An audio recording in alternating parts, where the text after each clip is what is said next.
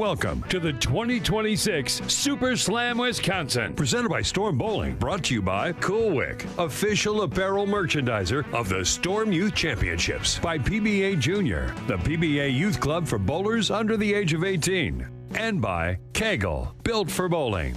By Turbo 2-in-1 Grips, 3G Footwear, Master Accessories, Ballard's Bowling Academy, by Pinwheel.us, Customer Relationship Management, by TD Transportation, and by Quality Respite and Home Care. All scoring is provided by Bowlmetrics, official tournament management system of the Storm Youth Championships. This year, all SYC events and tournaments are aligned with charities, Ballard versus the Big C, and Make-A-Wish Utah. Now, live from Ashwaubenon Bowling Center in Green Bay, Wisconsin, this is the 2026 Super Slam Wisconsin. Welcome to the 2026 Super Slam Wisconsin, presented by Storm Bowling, brought to you by Cool Wick, official apparel merchandiser of the Storm Youth Championships, by PBA Junior, the PBA Youth Club for bowlers under the age of 18, and by KEGEL, built for bowling. By Turbo 2-in-1 Grips, 3G Footwear, Master Accessories, Ballard's Bowling Academy, by Pinwheel.us, Customer Relationship Management, by TD Transportation, and by Quality Respite and Home Care. All scoring is provided by Bowlmetrics, official tournament management system of the Storm Youth Championships. This year, all SYC events and tournaments are aligned with charities, Ballard versus the Big C, and Make-A-Wish Utah. Now, live from Ashwaubenon Bowling Center in Green Bay, Wisconsin, this is the 2026 Super Slam Wisconsin. Welcome to the 2026 Super Slam Wisconsin, presented by Storm Bowling, brought to you by Cool Wick, official apparel merchandiser of the Storm Youth Championships, by PBA Junior, the PBA Youth Club for bowlers under the age of 18, and by KEGEL, built for bowling. By Turbo 2-in-1 Grips, 3G Footwear, Master Accessories, Ballard's Bowling Academy, by Pinwheel.us, Customer Relationship Management, by TD Transportation, and by Quality Respite and Home Care. All scoring is provided by Bowlmetrics, official tournament management system of the Storm Youth Championships. This year, all SYC events and tournaments are aligned with charities, Ballard versus the Big C, and Make-A-Wish Utah. Now, live from Ashwaubenon Bowling Center in Green Bay, Wisconsin, this is the 2026 Super Slam Wisconsin. Welcome to the 2026 Super Slam Wisconsin, presented by Storm Bowling, brought to you by Cool Wick, official apparel merchandiser of the Storm Youth Championships, by PBA Junior, the PBA Youth Club for bowlers under the age of 18, and by KEGEL, built for bowling. By Turbo 2-in-1 Grips, 3G Footwear, Master Accessories, Ballard's Bowling Academy, by Pinwheel.us, Customer Relationship Management, by TD Transportation, and by Quality Respite and Home Care. All scoring is provided by Bowlmetrics, official tournament management system of the Storm Youth Championships. This year, all SYC events and tournaments are aligned with charities, Ballard versus the Big C, and Make-A-Wish Utah. Now, live from Ashwaubenon Bowling Center in Green Bay, Wisconsin, this is the 2026 Super Slam Wisconsin. Welcome to the 2026 Super Slam Wisconsin, presented by Storm Bowling, brought to you by Cool Wick, official apparel merchandiser of the Storm Youth Championships, by PBA Junior, the PBA Youth Club for bowlers under the age of 18, and by KEGEL, built for bowling. By Turbo 2-in-1 Grips, 3G Footwear, Master Accessories, Ballard's Bowling Academy, by Pinwheel.us, Customer Relationship Management, by TD Transportation, and by Quality Respite and Home Care. All scoring is provided by Bowlmetrics, official tournament management system of the Storm Youth Championships. This year, all SYC events and tournaments are aligned with charities, Ballard versus the Big C, and Make-A-Wish Utah. Now, live from Ashwaubenon Bowling Center in Green Bay, Wisconsin, this is the 2026 Super Slam Wisconsin. Welcome to the 2026 Super Slam Wisconsin, presented by Storm Bowling, brought to you by Cool Wick, official apparel merchandiser of the Storm Youth Championships, by PBA Junior, the PBA Youth Club for bowlers under the age of 18, and by KEGEL, built for bowling. By Turbo 2-in-1 Grips, 3G Footwear, Master Accessories, Ballard's Bowling Academy, by Pinwheel.us, Customer Relationship Management, by TD Transportation, and by Quality Respite and Home Care. All scoring is provided by Bowlmetrics, official tournament management system of the Storm Youth Championships. This year, all SYC events and tournaments are aligned with charities, Ballard versus the Big C, and Make-A-Wish Utah. Now, live from Ashwaubenon Bowling Center in Green Bay, Wisconsin, this is the 2026 Super Slam Wisconsin. Welcome to the 2026 Super Slam Wisconsin, presented by Storm Bowling, brought to you by Cool Wick, official apparel merchandiser of the Storm Youth Championships, by PBA Junior, the PBA Youth Club for bowlers under the age of 18, and by KEGEL, built for bowling. By Turbo 2-in-1 Grips, 3G Footwear, Master Accessories, Ballard's Bowling Academy, by Pinwheel.us, Customer Relationship Management, by TD Transportation, and by Quality Respite and Home Care. All scoring is provided by Bowlmetrics, official tournament management system of the Storm Youth Championships. This year, all SYC events and tournaments are aligned with charities, Ballard versus the Big C, and Make-A-Wish Utah. Now, live from Ashwaubenon Bowling Center in Green Bay, Wisconsin, this is the 2026 Super Slam Wisconsin.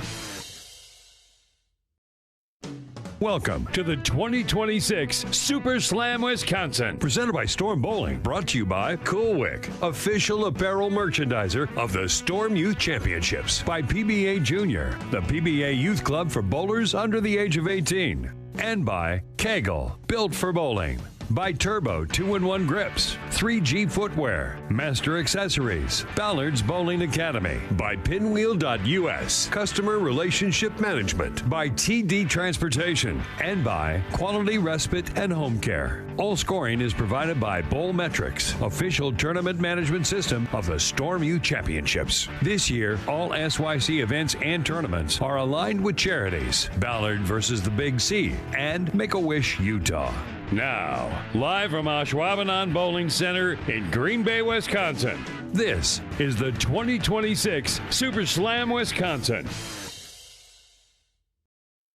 Welcome to the 2026 Super Slam Wisconsin, presented by Storm Bowling, brought to you by Cool Wick, official apparel merchandiser of the Storm Youth Championships, by PBA Junior, the PBA Youth Club for bowlers under the age of 18, and by KEGEL, built for bowling. By Turbo 2-in-1 Grips, 3G Footwear, Master Accessories, Ballard's Bowling Academy, by Pinwheel.us, Customer Relationship Management, by TD Transportation, and by Quality Respite and Home Care. All scoring is provided by Bowlmetrics, official tournament management system of the Storm Youth Championships. This year, all SYC events and tournaments are aligned with charities, Ballard versus the Big C, and Make-A-Wish Utah. Now, live from Ashwaubenon Bowling Center in Green Bay, Wisconsin, this is the 2026 Super Slam Wisconsin. Welcome to the 2026 Super Slam Wisconsin, presented by Storm Bowling, brought to you by Cool Wick, official apparel merchandiser of the Storm Youth Championships, by PBA Junior, the PBA Youth Club for bowlers under the age of 18, and by KEGEL, built for bowling. By Turbo 2-in-1 Grips, 3G Footwear, Master Accessories, Ballard's Bowling Academy, by Pinwheel.us, Customer Relationship Management, by TD Transportation, and by Quality Respite and Home Care. All scoring is provided by Bowlmetrics, official tournament management system of the Storm Youth Championships. This year, all SYC events and tournaments are aligned with charities, Ballard versus the Big C, and Make-A-Wish Utah. Now, live from Ashwaubenon Bowling Center in Green Bay, Wisconsin, this is the 2026 Super Slam Wisconsin. Welcome to the 2026 Super Slam Wisconsin, presented by Storm Bowling, brought to you by Cool Wick, official apparel merchandiser of the Storm Youth Championships, by PBA Junior, the PBA Youth Club for bowlers under the age of 18, and by KEGEL, built for bowling. By Turbo 2-in-1 Grips, 3G Footwear, Master Accessories, Ballard's Bowling Academy, by Pinwheel.us, Customer Relationship Management, by TD Transportation, and by Quality Respite and Home Care. All scoring is provided by Bowlmetrics, official tournament management system of the Storm Youth Championships. This year, all SYC events and tournaments are aligned with charities, Ballard versus the Big C, and Make-A-Wish Utah. Now, live from Ashwaubenon Bowling Center in Green Bay, Wisconsin, this is the 2026 Super Slam Wisconsin. Welcome to the 2026 Super Slam Wisconsin, presented by Storm Bowling, brought to you by Cool Wick, official apparel merchandiser of the Storm Youth Championships, by PBA Junior, the PBA Youth Club for bowlers under the age of 18, and by KEGEL, built for bowling. By Turbo 2-in-1 Grips, 3G Footwear, Master Accessories, Ballard's Bowling Academy, by Pinwheel.us, Customer Relationship Management, by TD Transportation, and by Quality Respite and Home Care. All scoring is provided by Bowlmetrics, official tournament management system of the Storm Youth Championships. This year, all SYC events and tournaments are aligned with charities, Ballard versus the Big C, and Make-A-Wish Utah. Now, live from Ashwaubenon Bowling Center in Green Bay, Wisconsin, this is the 2026 Super Slam Wisconsin. Welcome to the 2026 Super Slam Wisconsin, presented by Storm Bowling, brought to you by Cool Wick, official apparel merchandiser of the Storm Youth Championships, by PBA Junior, the PBA Youth Club for bowlers under the age of 18, and by KEGEL, built for bowling. By Turbo 2-in-1 Grips, 3G Footwear, Master Accessories, Ballard's Bowling Academy, by Pinwheel.us, Customer Relationship Management, by TD Transportation, and by Quality Respite and Home Care. All scoring is provided by Bowlmetrics, official tournament management system of the Storm Youth Championships. This year, all SYC events and tournaments are aligned with charities, Ballard versus the Big C, and Make-A-Wish Utah. Now, live from Ashwaubenon Bowling Center in Green Bay, Wisconsin, this is the 2026 Super Slam Wisconsin. Welcome to the 2026 Super Slam Wisconsin, presented by Storm Bowling, brought to you by Cool Wick, official apparel merchandiser of the Storm Youth Championships, by PBA Junior, the PBA Youth Club for bowlers under the age of 18, and by KEGEL, built for bowling. By Turbo 2-in-1 Grips, 3G Footwear, Master Accessories, Ballard's Bowling Academy, by Pinwheel.us, Customer Relationship Management, by TD Transportation, and by Quality Respite and Home Care. All scoring is provided by Bowlmetrics, official tournament management system of the Storm Youth Championships. This year, all SYC events and tournaments are aligned with charities, Ballard versus the Big C, and Make-A-Wish Utah. Now, live from Ashwaubenon Bowling Center in Green Bay, Wisconsin, this is the 2026 Super Slam Wisconsin. Welcome to the 2026 Super Slam Wisconsin, presented by Storm Bowling, brought to you by Cool Wick, official apparel merchandiser of the Storm Youth Championships, by PBA Junior, the PBA Youth Club for bowlers under the age of 18, and by KEGEL, built for bowling. By Turbo 2-in-1 Grips, 3G Footwear, Master Accessories, Ballard's Bowling Academy, by Pinwheel.us, Customer Relationship Management, by TD Transportation, and by Quality Respite and Home Care. All scoring is provided by Bowlmetrics, official tournament management system of the Storm Youth Championships. This year, all SYC events and tournaments are aligned with charities, Ballard versus the Big C.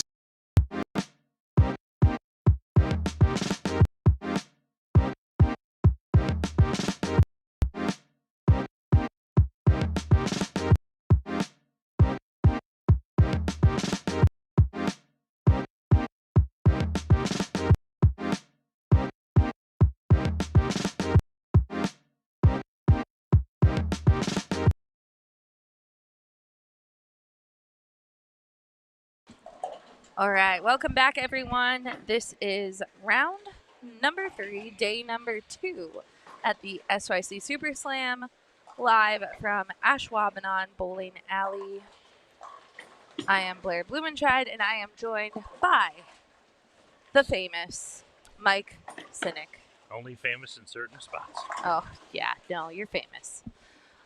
Mike, we've got a great day of bowling.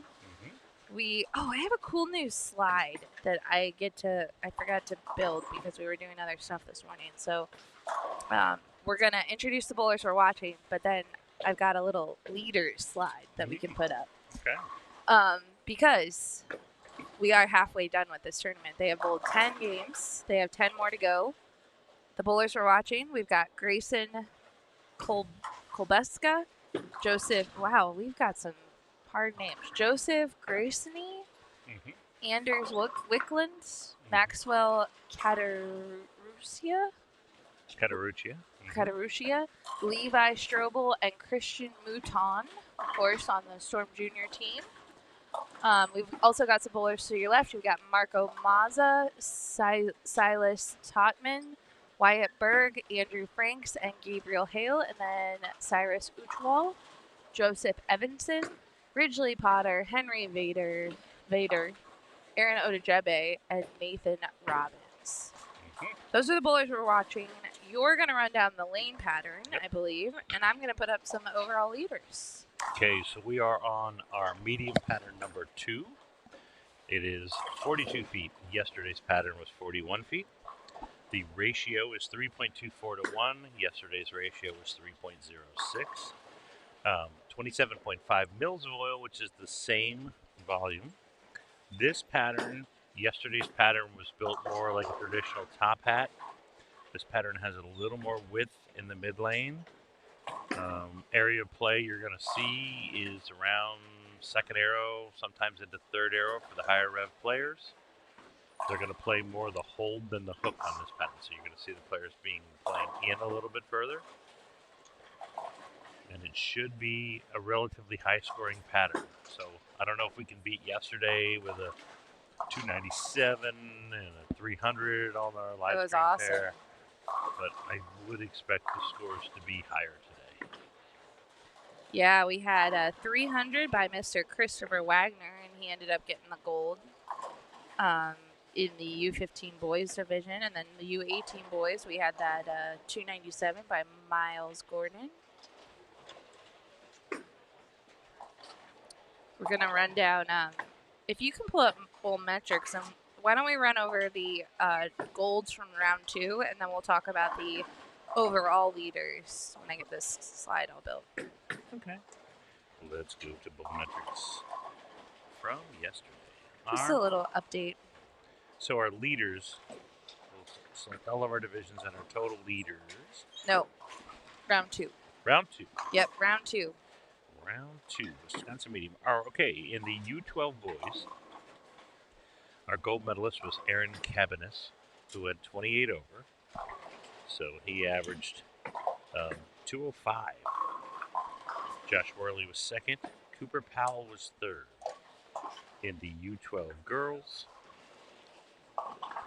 Stevie Newton was our number 1. Taylor Morgan was second. Ellie Kate Murray was third.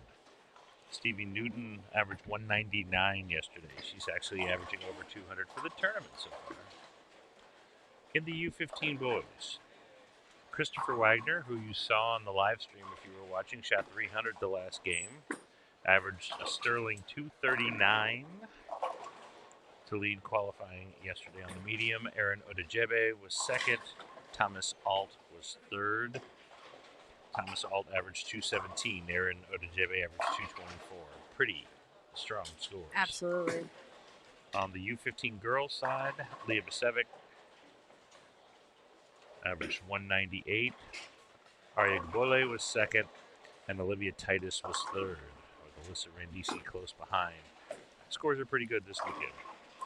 In your U18 boys, your leader was Christian Mouton, who averaged 229. Brady McDonough was second.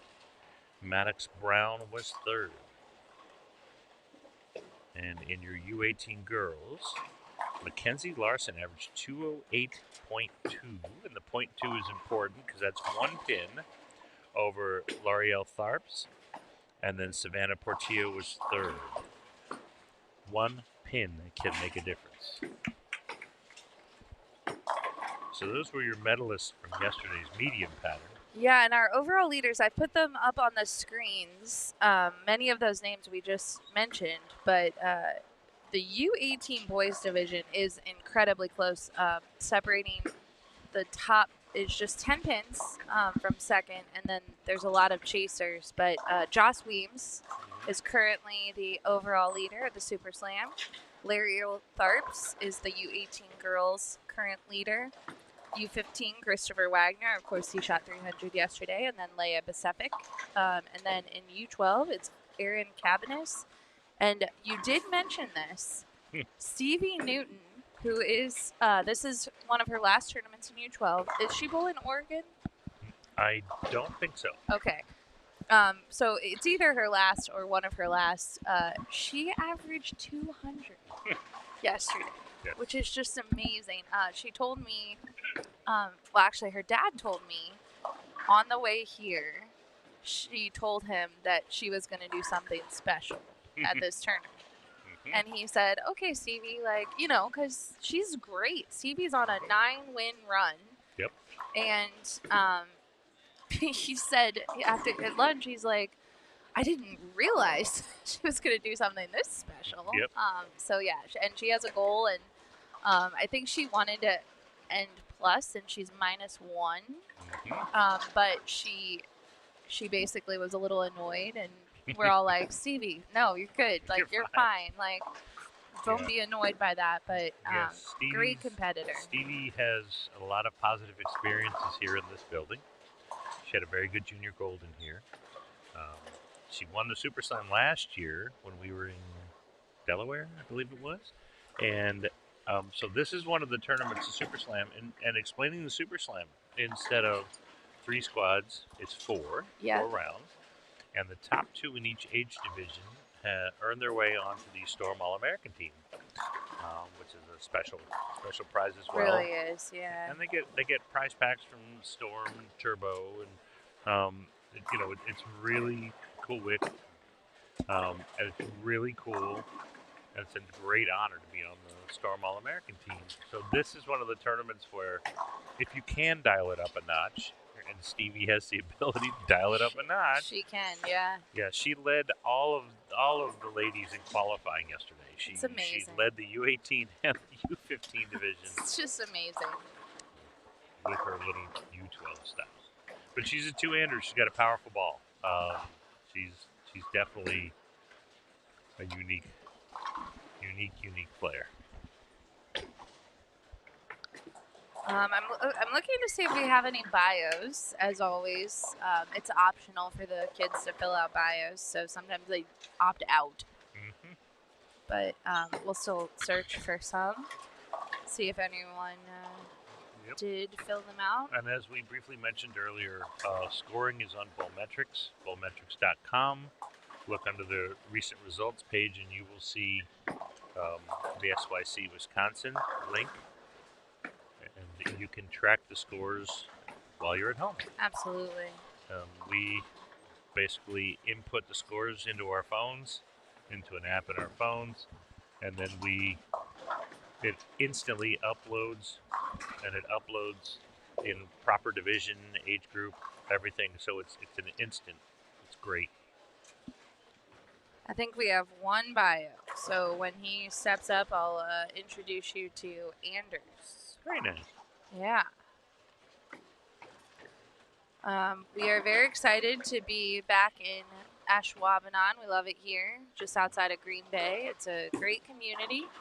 Shout out to the Ashwaubenon Bowling Alley. They worked so hard. You guys see that if you were watching yesterday, the board was not in play, and they got the board working today. There was a massive update, and Ryan here has been on the phone with people for 24 hours and got it going. So shout out to them for not giving up. Now our friend Christian here, who's bowling, he told us this morning, he's like, "Is this a good pair?" he said I have to make up some ground. He did win gold. He won gold, right? Yep. Gold medal yesterday on the medium pattern, and so I think the short was a little bit of a struggle for him, but definitely came ready to strike today.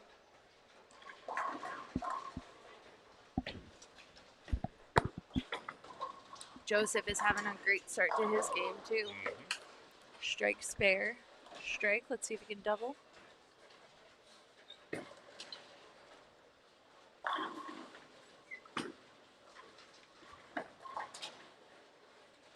Oh, very nice. Nice. Very nice. All right, Mr. Andrews here, who's stepping up. He is from Decorah, Iowa. Bowls at Kingpin Entertainment Center. He's 16 years old. First SYC. He has just barely missed having 300 twice. So still waiting on that first 300. He really enjoys fishing. And he wants to say hello to his grandparents, Steve, Danella, and Phil and Jeannie. So hello, everyone. And we're happy that Andrews has come out and bowled in his first SYC. We love the first-time SYC participants. There were a lot of them this week. I think like close to 60. Mm-hmm. Yep, 60. Which is just amazing. Almost a third of the field is first-time participants, which is really cool.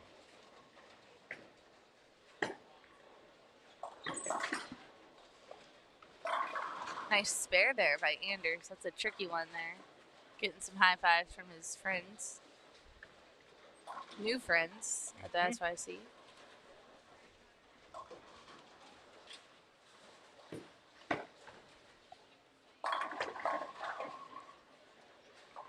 Cyrus has just grown up before our eyes. You know, when the SYC first came to Louisville, Cyrus was a little guy, and he bowled it, and now he's in the U18 division. It's just crazy how quick these bowlers grow up. I had a couple conversations with a couple of the dads this morning. Happy Father's Day to everyone watching, but a couple of them that are aging out, and they're having a little weird, feeling. Having a moment. Yeah.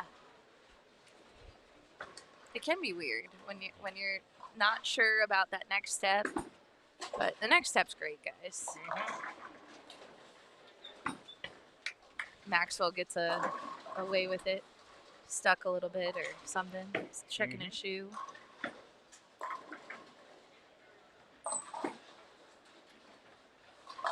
There he is. Yeah, good shot.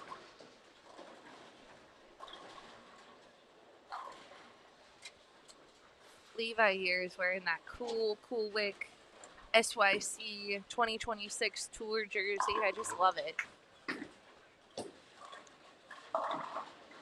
Boom. Wow, that's a good break there. Yep. He's on a roll. He is. 279 pace through 5.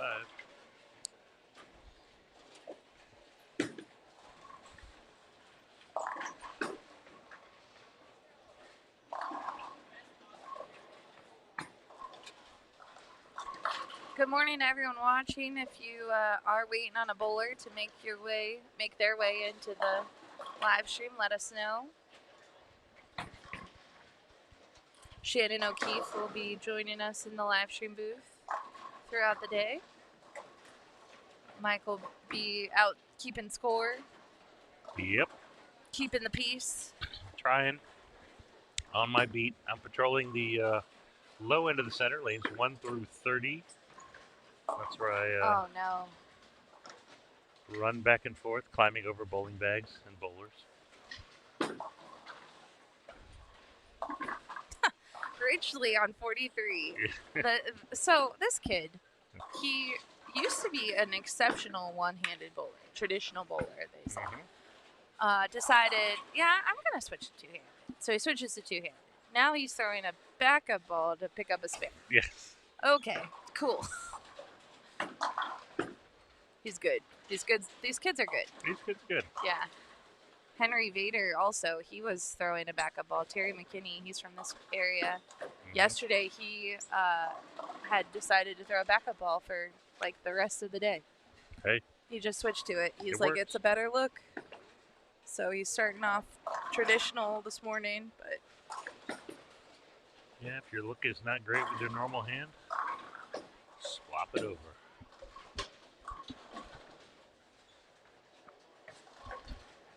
Sharonda in the chat, good morning. Another one. Kai is making his way off to his next journey.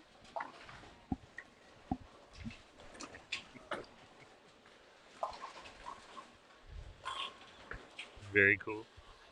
Literally. Did just drop 10 degrees. Well, we are near Lambeau Field, and the famous frozen I wonder tundra. if I take my sidewalls off. Will that help? No. Well, Okay. it's because it's hitting the big wall behind us. Oh. It's a little chilly Sharonda, here. I think, would remember in Rochester. I'm pretty sure she was there when I was freezing in the live stream. But anyway. There were blankets Ooh. and hoodies in the live stream. Aaron Odejebe over there. With the front six.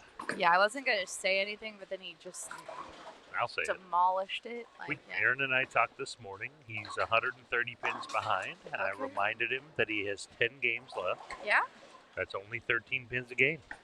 I think it's important to break it down like that. If your kid, listen, I, as a bowler, almost always bowl a bad game in the first game. Almost always. And when I was younger, everyone's like, oh, you threw away all these pins, you bowled so bad, you're so far behind, blah, blah, blah. No. One time at Queens, someone told me, hey, you don't have to make it all up in one game. So they broke it down. They're like, just get like 20 this game and then 20 the next game and you're back in it. So if your kid bowls a little rough, has a little rough start, maybe they take a minute to warm up. Maybe they need some coffee. I don't know if they're drinking coffee yet. Hopefully they're not. Don't start them young. Pushing coffee on the youngsters.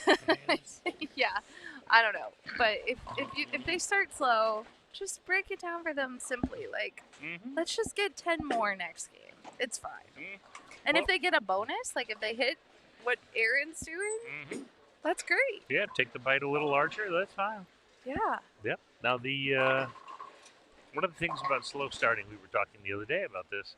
I have in my junior gold program, I have a certified physical trainer come in and teach everybody how to warm up. And Darren Tang said it. If your body isn't warmed up when practice starts, you're not warmed up, because you shouldn't be spending your time in the practice session getting loose. Your body should be loose already. Your practice session is to figure out where to play. So that's a really smart thing that he said, and that's true. The bowler should stretch. If you've ever been to a college tournament, especially on the ladies' side, everybody's stretching. We got the front 7 already, going possibly for the front 8 to our left. Nathan Hatfield. It's just off camera. You guys can't see it, but Nathan is from Houston, Texas. He was on the live stream yesterday, and if you're familiar with Houston, Texas, that is front 8. You'll know there's a couple of awesome coaches down there that go by the name of, I don't know, Hall of Famer Carol Norman, Hall of Famer Donna Connors. Yeah, just so pretty good group. Nathan has some awesome coaches. So let's just say, from what we've seen, Aaron Odejebe got an 8 spare or 9 spare, so we did kind of cloud him a little bit. But I like the fact that the masking units are working now. Oh, I forgot. I'm not even looking up there. Jeez. There are multiple strings of strikes. So you're right on with your assumption that it might be a little higher scoring today. This could be a quick squat. That's all right. We like it when they strike. That means they have more time for lunch. Absolutely. And this Ashwaubenon Bowling Alley. Yes. Do you know? Actually. Okay, first of all, food's amazing. But I was standing at the front desk last night. We were packing up we have a charity area, which is great. We're raising money for Make-A-Wish Utah and Ballard versus the Big C. They DoorDash here. They provide food out the door to Nice. the local community. I'm like, you guys are genius. Mm-hmm. They have really good food here. Their food is fantastic. And of course, when you come to Wisconsin, you cannot ignore cheese curds. Nope. And I have not been ignoring the cheese curds. Nope. They're good. Yeah. I'm a fan. I am a fan as well. And then they have specialty pizzas here as well, which Blair and I both have had. Delicious. Over the last couple days. And I like the little 7-inch pizza. That's a great idea. So good. Also, the Murray family. Do you know they have cream sodas? Yes, I saw that. They came back for the cream sodas. They were like, we came here for the cream sodas. Yeah, they're locally brewed, literally brewed sodas.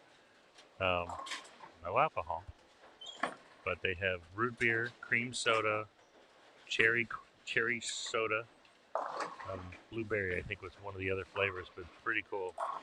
Do you know also that the senior, what do they call it? Senior Olympics? Is that the name of it? Is coming here, right? Or no. Really? I think so. For the state? Because the nationals are down south for the next 2 years. Well, so there's some senior tournament coming here. Okay. In a few months. Oh. I need to ask. We'll find out. Yeah, there is something. I'm a senior bowler. Yeah. You could come back. And if you're listening and you're a senior bowler, I know that you might just have tuned in randomly and you're like, what am I watching? This is the Storm Youth Championships from Ashwaubenon.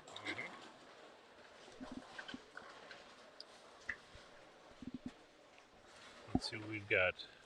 We do have he got the front 9. We missed the 9th strike. It's best if I'm not watching. Maddox here on that same pair, which again is just off camera. He had open 3, 6, 7 bagger spare. Now he's up in the 10th, and he was one of our medalists in the U15 division yesterday.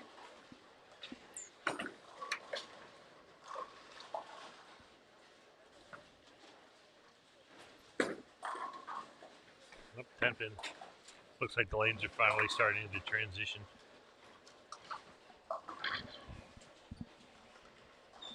And from the looks of the shape of the pattern, the move is just a little bit left. You know, the oil line moves into 11.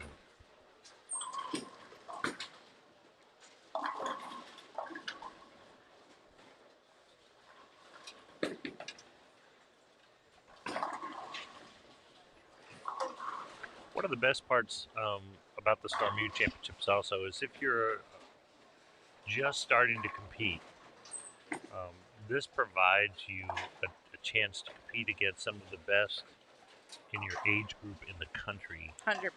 And it gives you a really solid idea of where you stand and what you can work on. You don't have to let it beat you if you have a rough tournament, but you can really see. I mean, we have bowlers here from 20-something states, I think. Yes, yeah. You get to see what the face of junior bowling looks like.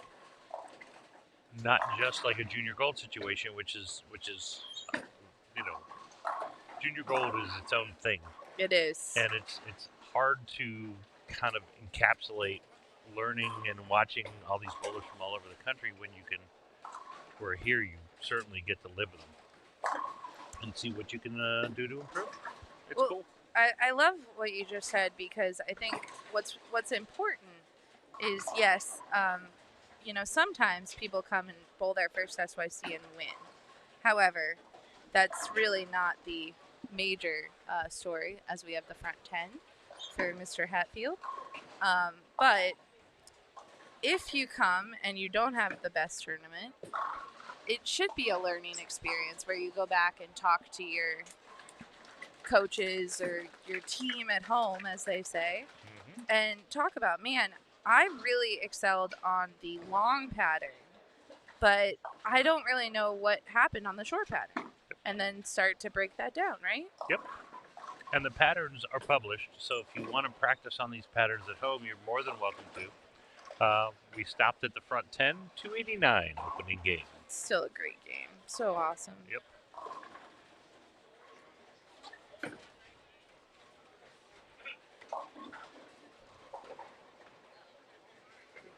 But yes, the lanes are starting to transition a little bit. We're starting to see the balls down lane make some moves. So with some good string of the strikes, but also 247, 289.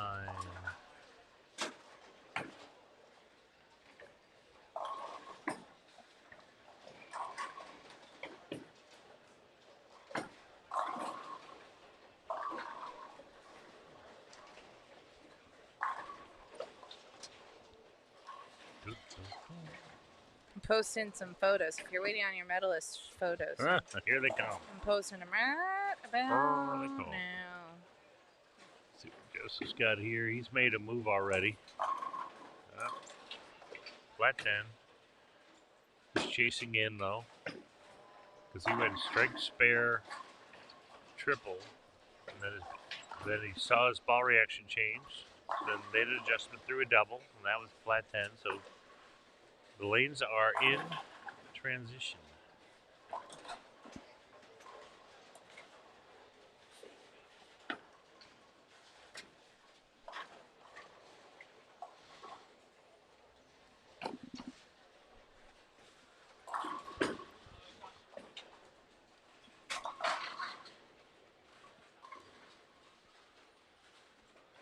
I do like these.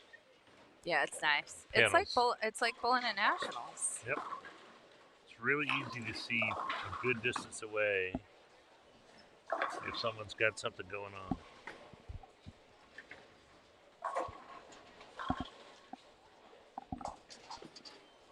All right, folks, as always, we're going to take a short break after these bowlers complete their 10th frame. They're only in the 9th frame, though. We got a whole frame. And when we take that break, the bowlers will move, and we'll be back for some more chatting and action, and Shannon's coming. So if you have any questions for Shannon O'Keefe,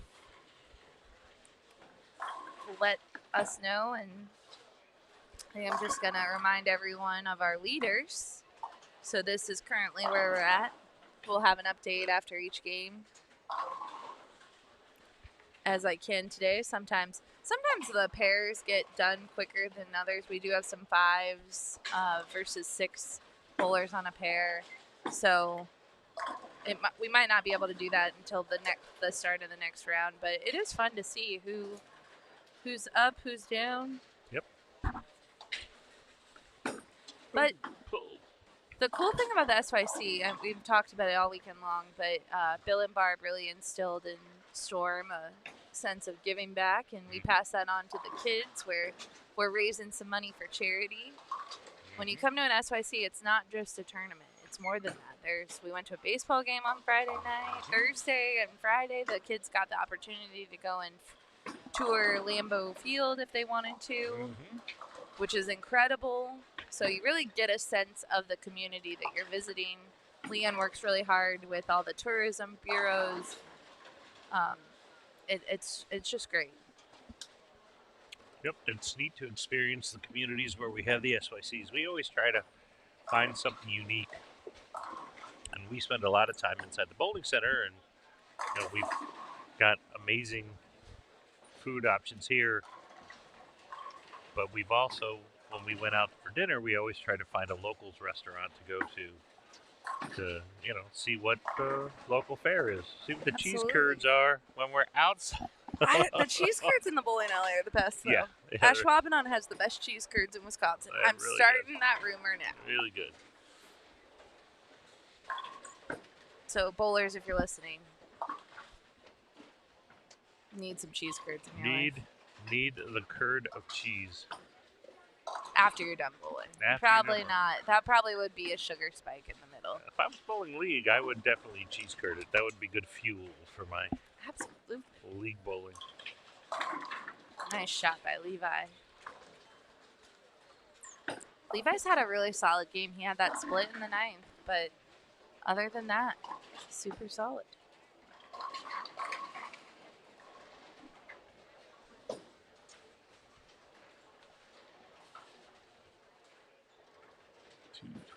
8. Just 220 there. Joseph here just struck again. He's going to strike out for 230 something, 236 possible. Levi has 200 on the hook here. Let's see what he gets.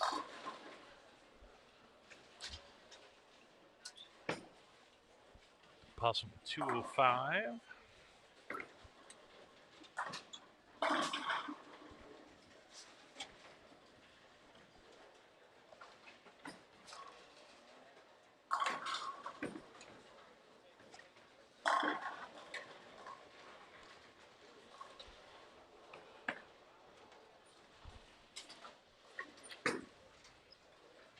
$204. That's all right. If you're gonna miss a 10 pin, although I will say, this is your reminder as we head into Junior Gold Kids. Make your space.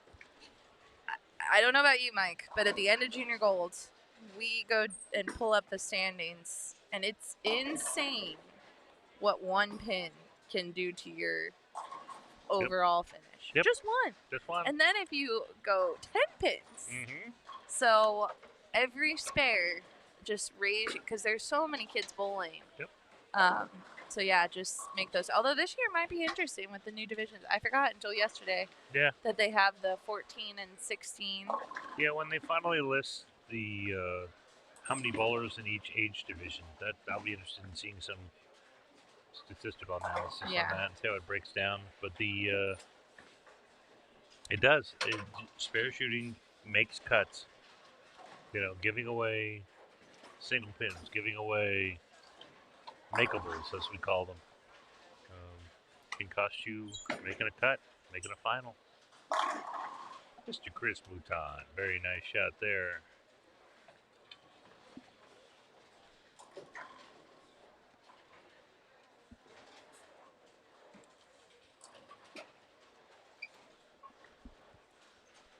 All right, we're gonna watch Christian finish out his first game, and then he's gonna move on. He himself says that he is chasing the leaderboard today, so we'll have to keep an eye on his scores. Yeah, he got caught in a little bit of transition. His transition started earlier, but Chris does it really well, higher rev rate, so his ball sees the lane a little bit quicker than some other players.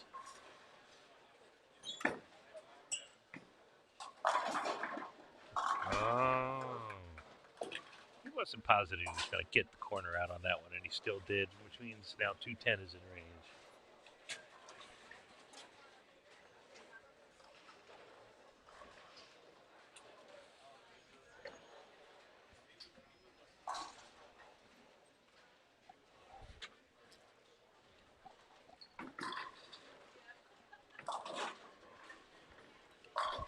Here we go.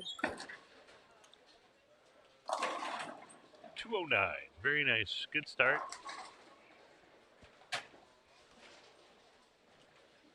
He threw that just a little bit wider just to see what kind of reaction he had. It got back. It didn't get all the way back.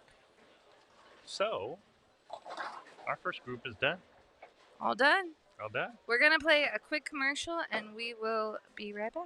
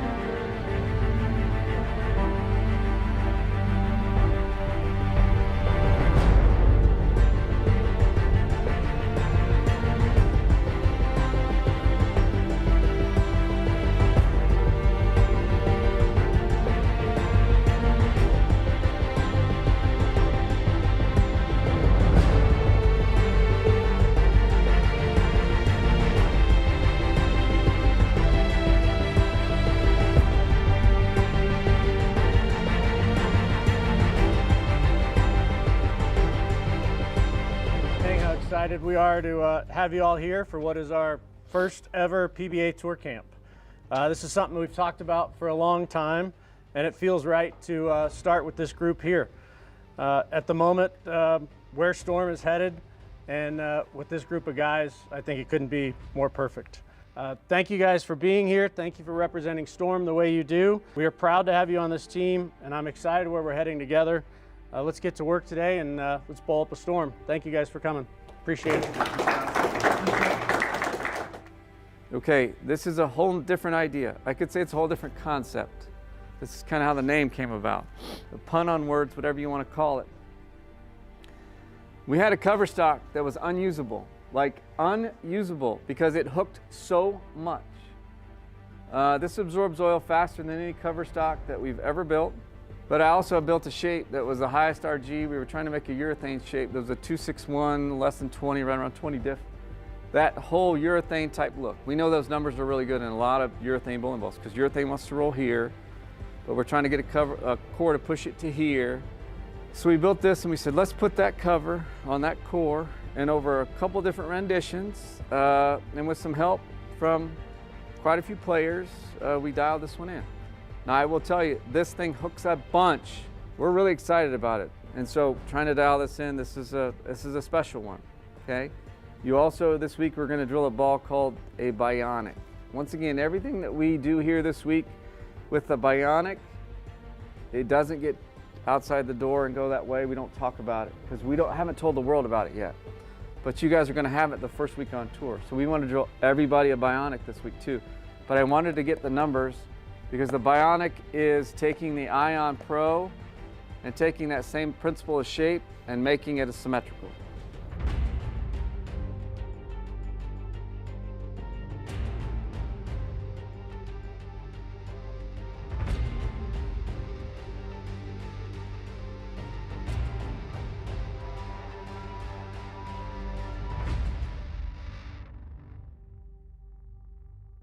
Kyle, come here for a second. I want to show you something. Stu, D-Tang, Frankie, RB, KP. Got something brand new here, Storm Concept, something we've never done before. We want to get your honest thoughts. Is this the logo? That is the logo. Okay. It was designed with extreme intent in mind. We know that some of the feedback when we throw some urethane type balls, reactive type balls, they roll the label and they don't roll as true for you. So we went minimal. Brand new concept and idea, as you can see. Let's see what you did there. First shots here. Left lane here, we're gonna be bowling on 34-foot Wolf first, 43-foot Anthony on the right lane. Just wanna get your raw thoughts. I'm not gonna give you much more about it. See what it's got. And we wanna see your thoughts. All right. Let's throw some shots. Okay.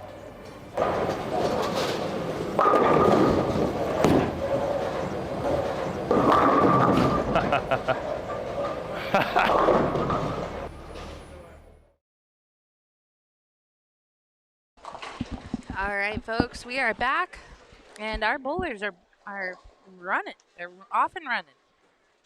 We've got Gage Connery, Brady Jacks, Gavin Murray, Brandon Schmid, Talon Pocket, and CJ. Oh, sorry. We did have one bowler, or a couple bowlers, no show at the event, which we don't like to have happen, but it happens. Usually at the SYC, the events do sell out. We will have some withdrawals. We do have a waiting list, and then, when there's last-minute changes, we do reach out to that waiting list to see if they can come, but sometimes it happens on Saturday morning, and no one can quite make it, so unfortunately, that does happen.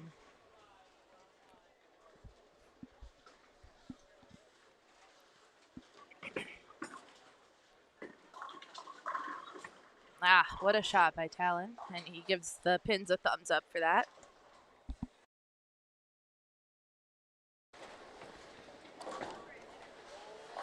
See if we got some bios to read.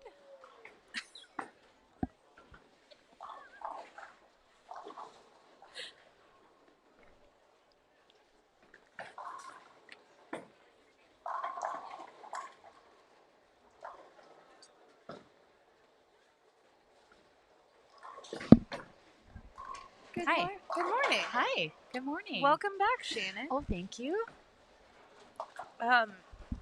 someone just asked, what is this live for? We are at the Storm Youth Championships. We're here. We're live.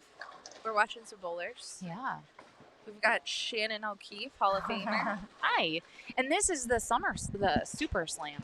Super Slam. It's like the SYC major of the year. So exciting. Yeah, and I'm going to just type in and see if anyone has any questions for you. Okay.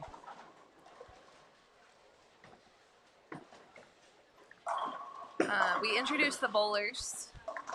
We, like yesterday, this is a nice pair. Yes. Like, people should be excited when they're coming to the live stream. Yes. It's a kind pair. What did you see out in the wild?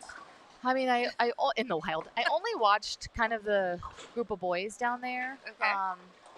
And I actually saw more urethane than I was expecting. Okay. I don't know why. I mean, the boys, it's just what they throw. But it looks very playable and very easy to get to the pocket. So to me, it's control the pocket, take advantage of the good pairs, fill your frames. But And Nathan here had the front 10. I saw that. Yeah, which is amazing. And so awesome. We had a issue with the scoring units yesterday. They had a download issue that kind of put them offline. And so I forgot that these scoring units, when they're like this and somebody has a string of strikes that like highlights it so you can see it from all the way across the bowling center. And so I was down there and I was like, oh, he's bowling so great down there. I know, it's really fun. Mm-hmm.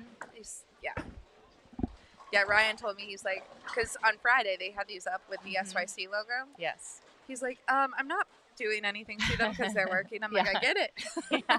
Like, It is working and we Yeah. are grateful. for sure. It looks so awesome. But just like yesterday, like these boys just really impressed me. They throw it so good.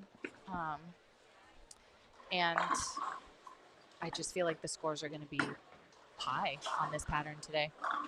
So I know you don't coach boys anymore per Mhm. se. I mean, Mhm. you do. Like, you could Yeah. coach a boy, right? Yeah. But what would you say from when you were coaching, you had the team at McKendree. Yes. And you did have a boys team. Yep. Is there any changes you've seen to the boys game just watching it, or is it kind of... No, not really. I mean, there's definitely a lot more two-handers, but we were starting to see the influx of that while we were at McKendree. Yeah. And you do have to coach them different. You know, lane play, ball motion, it's still the same. But you do have to coach them a little differently. No, I think the biggest thing is, and I'm kind of excited about the fact that the bowling industry as a whole for tournaments is starting to ban urethane, and I am a fan of that because these kids grew up with just constant urethane.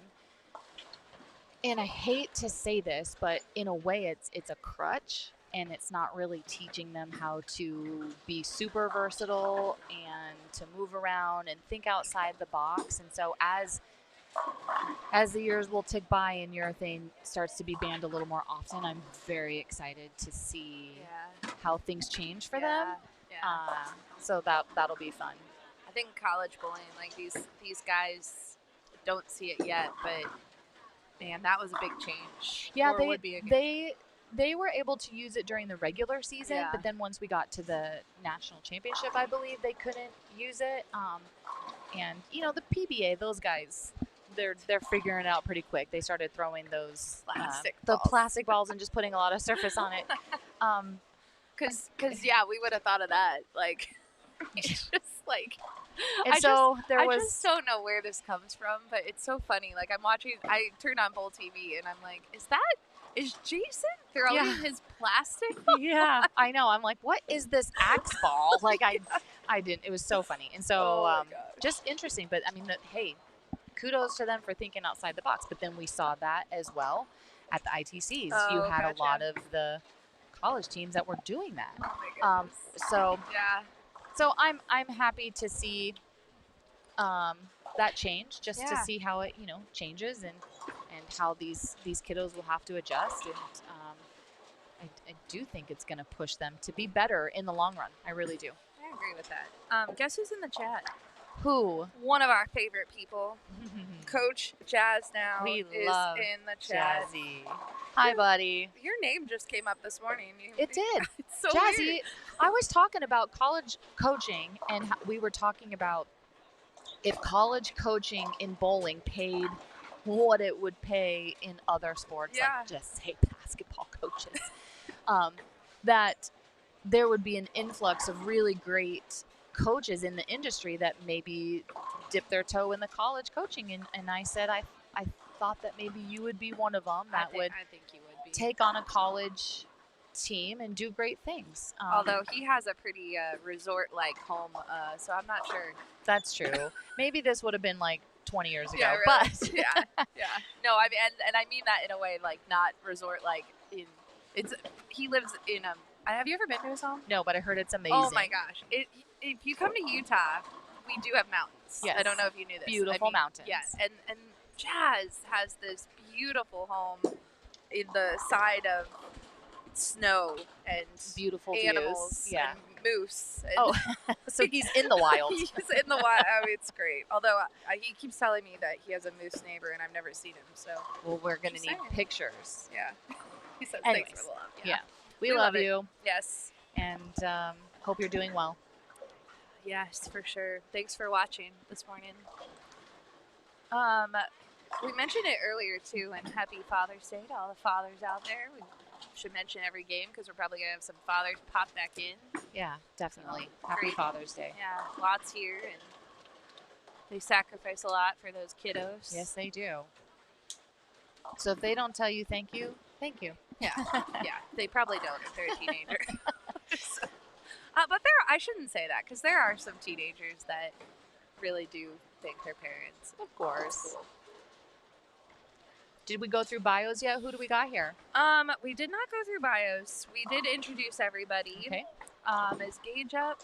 Gage was the one I have pulled up. Let's see if Gavin. I don't think Gavin filled out a bio. Gavin Murray flies planes, Wait, like legit planes? like legit planes. Like he's learning to be a pilot. Okay, well that's incredible. And he quit bowling and he became a pitcher in baseball. And Okay. was exceptional at it. So, And now he's back to bowling. yeah, now he's back. And he throws it great.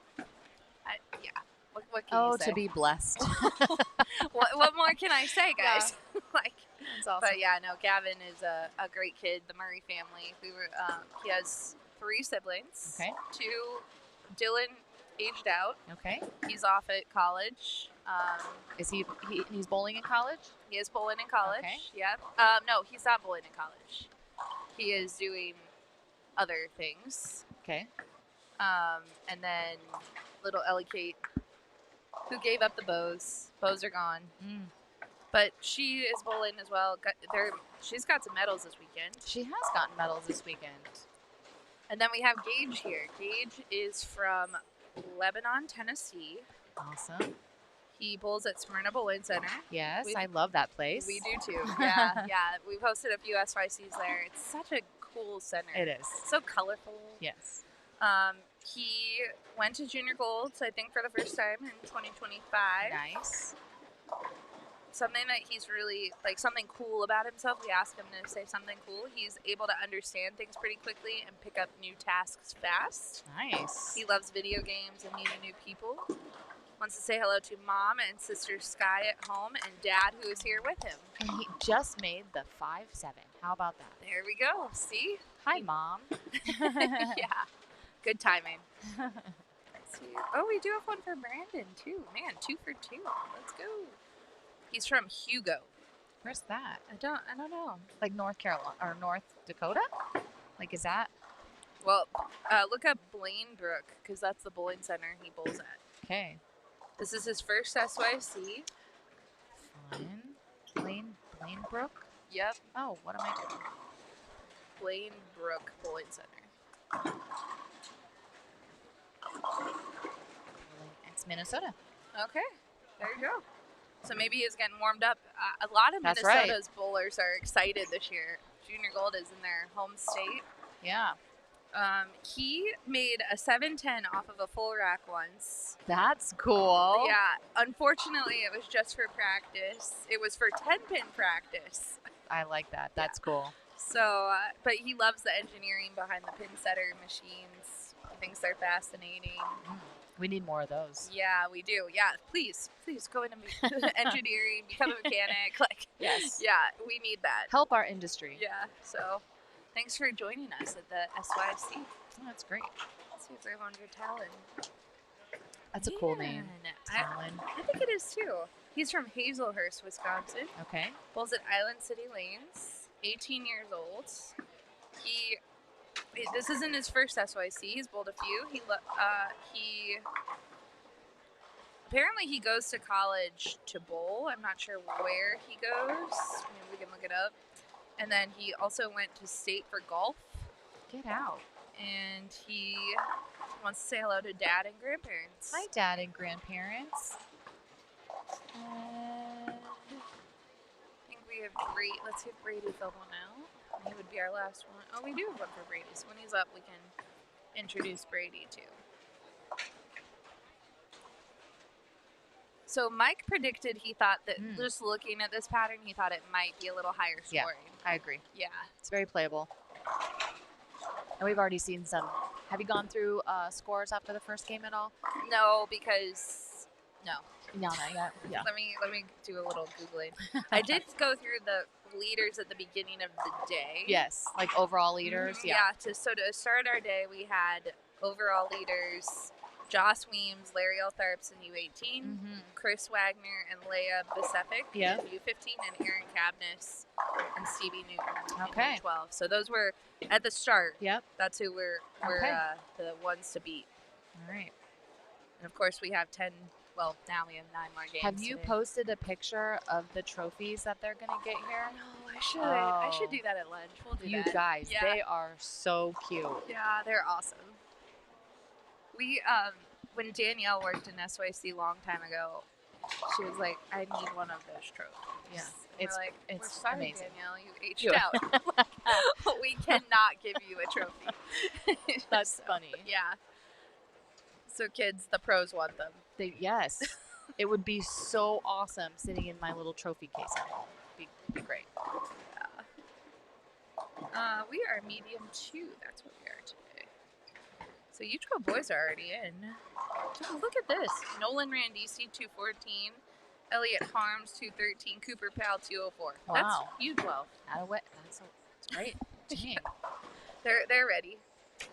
Stevie Newton actually struggled game 1. She had a 163. Ellie Kate, 157, and Vivian Jepson, 156. Okay. U15 boys, Easton Taylor leads the way, plus 32. Aaron Odejebe, 229, and Hudson Napau, 224. Wow. Top 7 are plus in that division. That's great. U15 girls, Daisy Newton, who's celebrating her birthday today. She is. She shot 198, Leah 196, and Emily Wasson 187. Okay. Those are the top 3, and you can see all these scores on Bowl Metrics.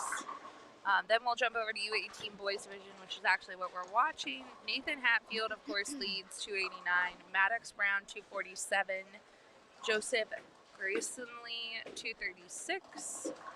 Joshua Zajic, 236, but let's see how many. And really quick with Nathan Hatfield, he's over here to the pair to our right, and he has spared in the first frame and has thrown a 7-bagger and just spared again in the 8th frame, so maybe 6-bagger. Yeah. So he is liking what he is seeing on the lanes. So the top 22 in the U18 boys division are plus. Wow. And then the difference between, let's see, 14th and 10th is like nothing, like less than 10 pins. And then another less than 10 pins up to the medals. I mean, we got ties at 3rd. Like, this division, honestly, the U18 boys at the start of the day, and we can look at the total, this was the closest. Yeah, they're so impressive. It's just, they strike a bunch. Do you see this at every SYC? Like, they're so impressive. Yeah, there was one that they struggled overall, but for the most part, I mean, if we don't have 2 to 3 279s, we don't have 300s at every SYC. But I was just talking with Vince Biondo. I've known him for a long time, and I was just talking with him this morning and telling him just, not having a men's team at Jack State, I definitely, kind of lose sight of the guys. We don't go to the guys' junior gold squads anymore or anything like that because we're not recruiting them. And it's like the pool of incredibly talented young men is just getting even bigger. Yeah. And so I'm just very impressed with what I'm seeing.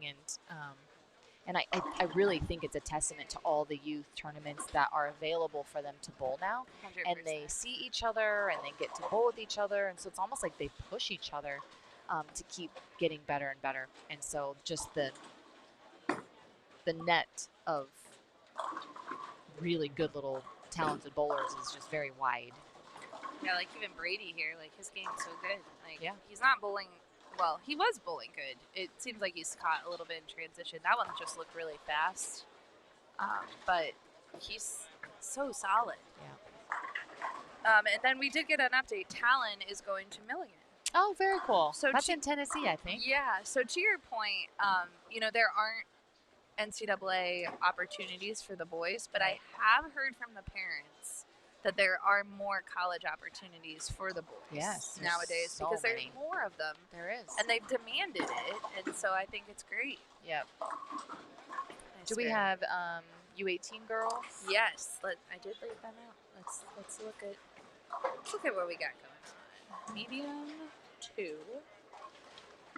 They're all in. Sophia Delucia 210. Olivia Lizzie 204. Danielle Martka 195. So not as high scoring, Yeah. but game one. But also still very kind of compact Very as far as tight, like yeah. scores. So it's going to be an exciting morning. Yes, it is.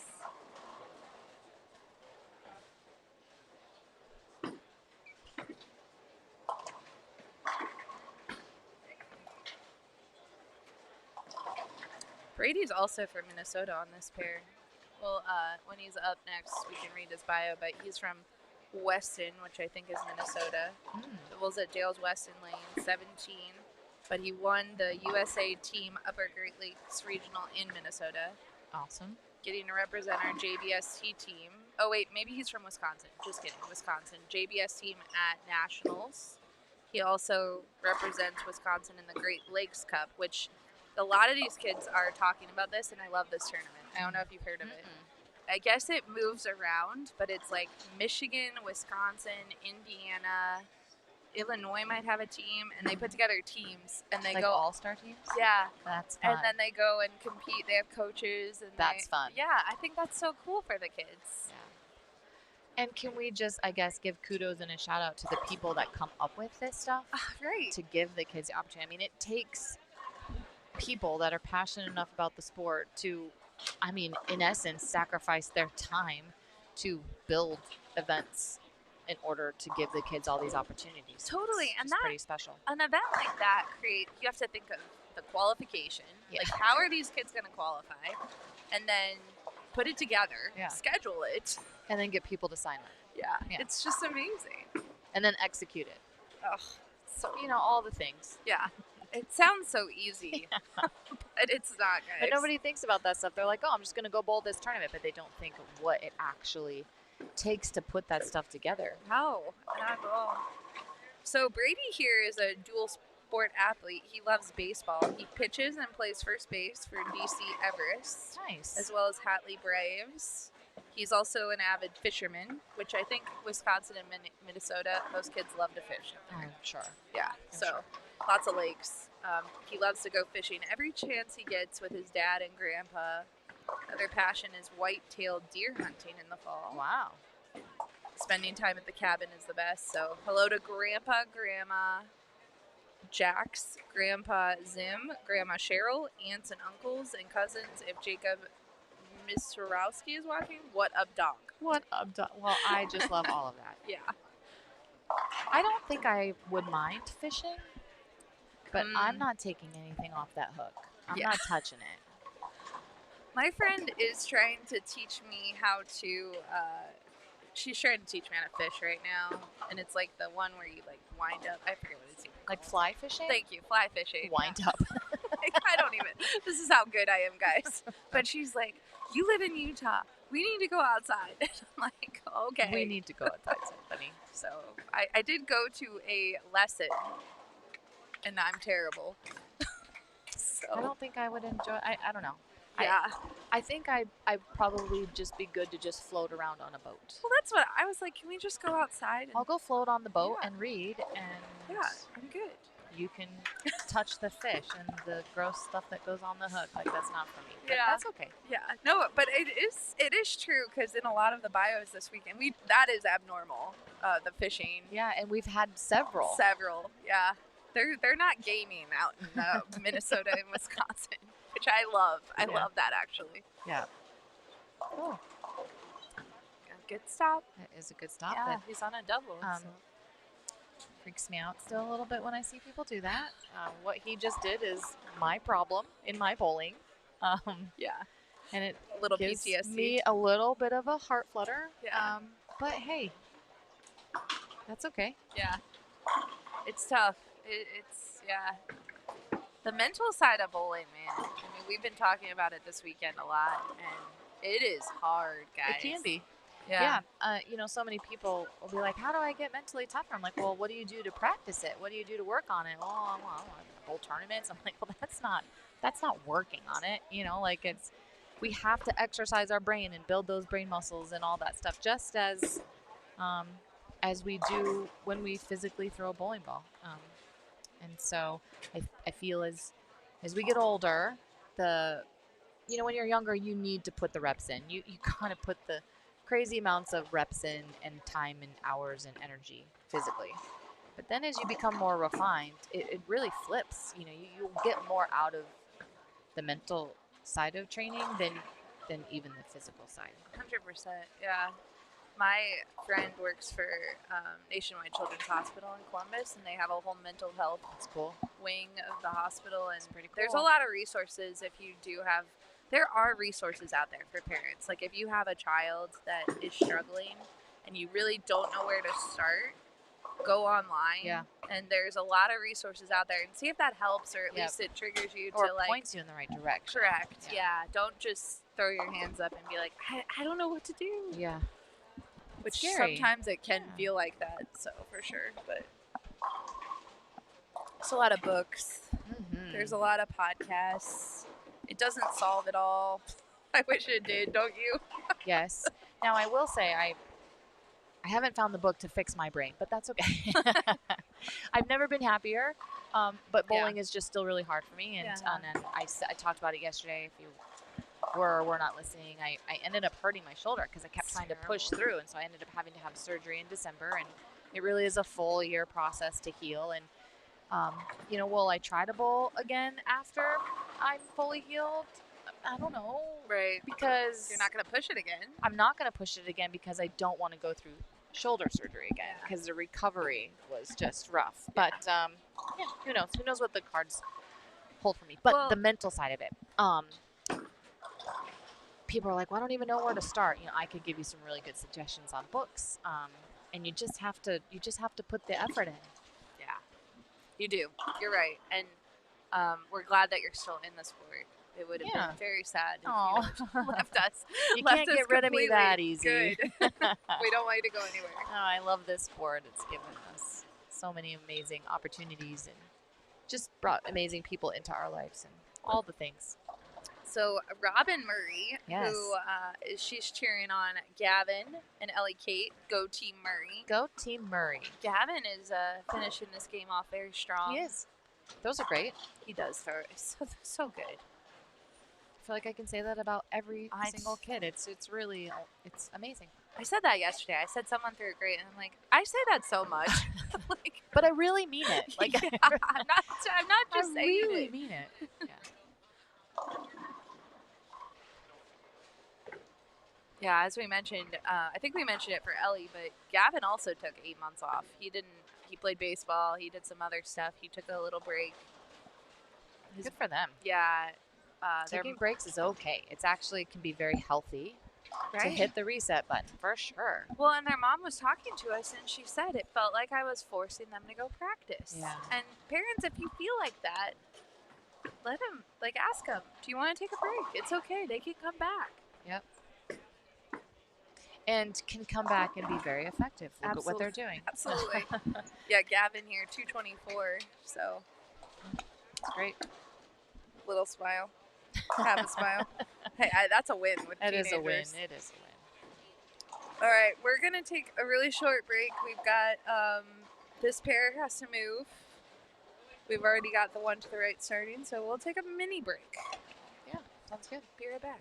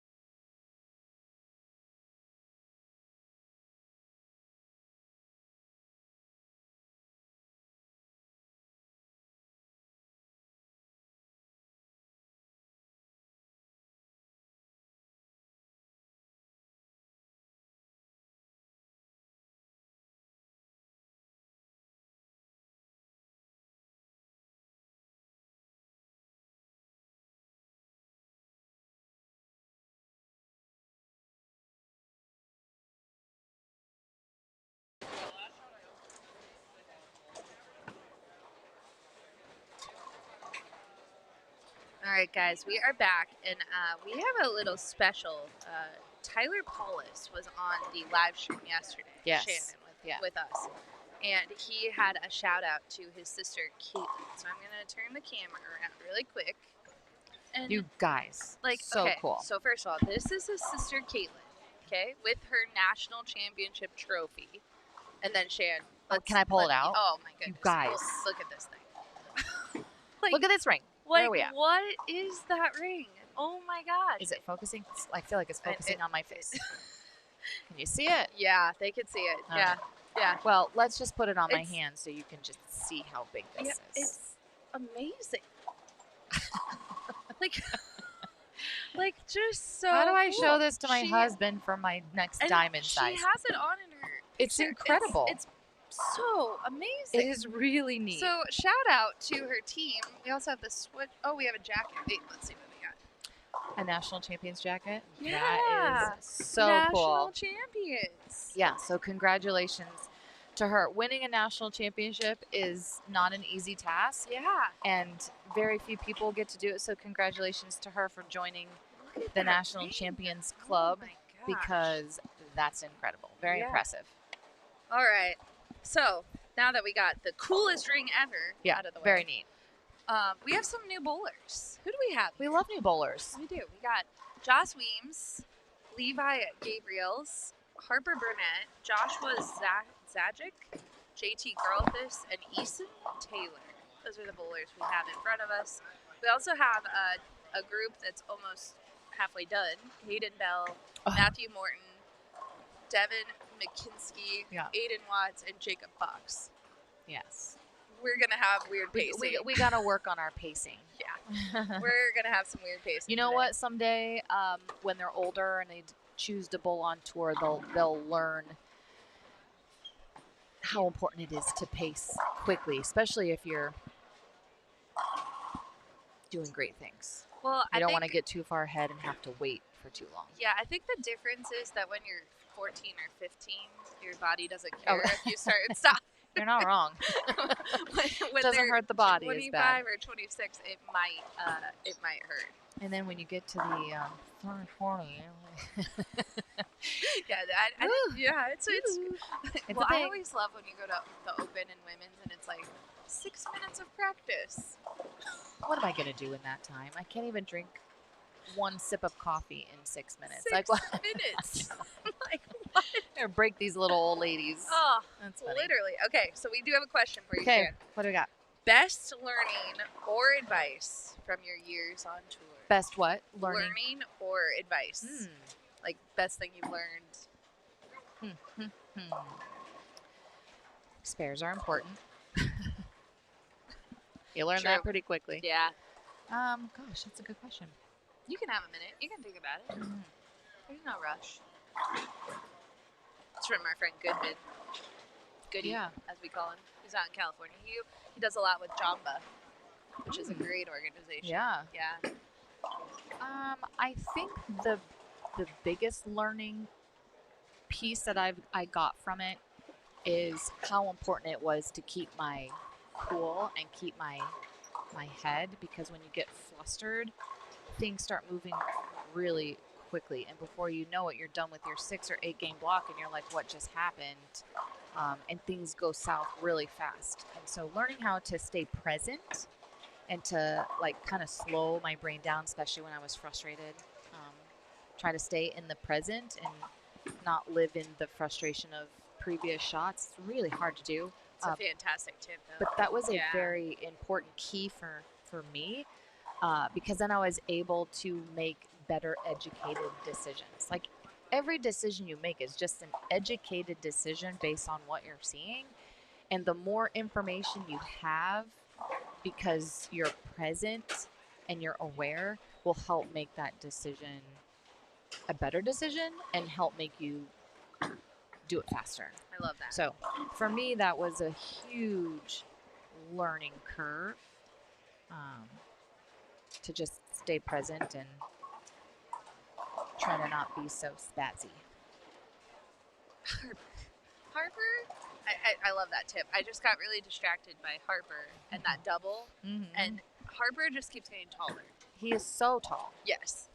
I think his dad was the one, though, that helped me earlier. I'm pretty sure he helped me. He may have been with the one. Ethernet cord. Yeah, he may have been the one that I walked by the very first day, and I said, "Is it so wonderful to never have obstacles in your It's way?" amazing. To be able to see, he's like, "Oh yes, I can see everything." So cool. Okay, we have a bio on Easton. Mhm. Easton's not up yet. Let's see who else we have. I don't think Levi had one. Let's double check. No Levi. He said, nah, just say what you want about me. I'm good. Joss Weems. We know Joss. We'll share some fun facts about Joss Weems. Joshua.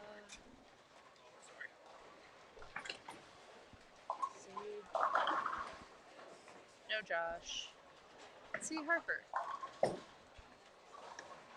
Harper Burnett. This is a little old one, but he's from Jackson, Missouri, West Park Lanes. He was a high school state All-American. He plays a lot of golf. Okay. And just wants to say hello to the crew at West Park Lanes and Strikeworks Bowling Supply. Imagine how long his golf clubs are. I- They're I probably was taller just than I am. thinking that. I mean, he has a 3 handicap, or at some point in Jeez. 2024, he had a 3 handicap, so he's probably even better now. Jeez. He Super probably good. hits it a mile. Tall and lanky like that, it probably Totally. generates a lot of power. I'm interested. Yeah, tell us more. Tell me more about that. We talk bowling all the time. Tell me more about your golf. Yeah, let's talk. It's cool. Yeah, I like it. and I really do, and I don't know how you feel about this, but when they're young, I like when they play 2 sports. Love it. Because then they can have something to channel some of their frustration. Like, Totally. one sport may be better at one time. In one sport, they just may end up falling in love with more than the other. I mean, we Yeah. all hope it's bowling because We it's what do. we fell in love with. But Please love bowling. it doesn't mean you have to. No, you don't. Yeah. You know, and I do think that once you start to get to a certain age, Yes. I was having a conversation with a parent earlier about if you want to be exceptional at something, you have to be willing to do what exceptional requires. Yes.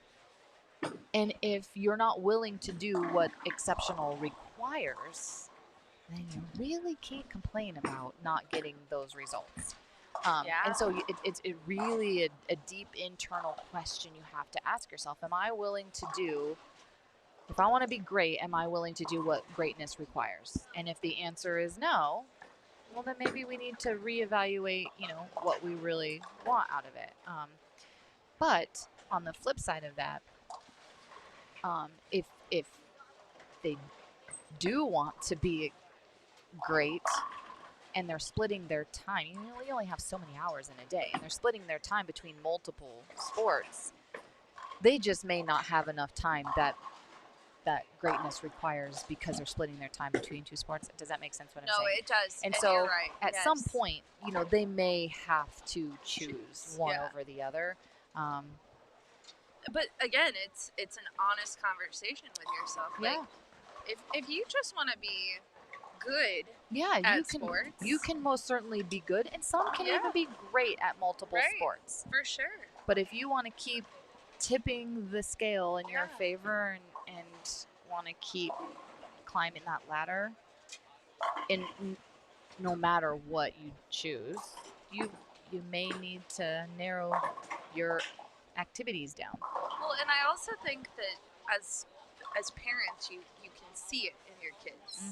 Because if you're having to, we talked about it earlier, right? Like, if you feel like you're forcing your kids to go practice, and they're telling you that they're disappointed in their competition, there's, like, either they want to practice or they don't, right? Yeah. And that's just a conversation. It's a hard conversation. I do think there's a fine line, because as a parent, you're the one that has to guide them, to teach them what hard work looks like. Yes. And not everybody has the same idea of what hard work looks like. Right. Yes.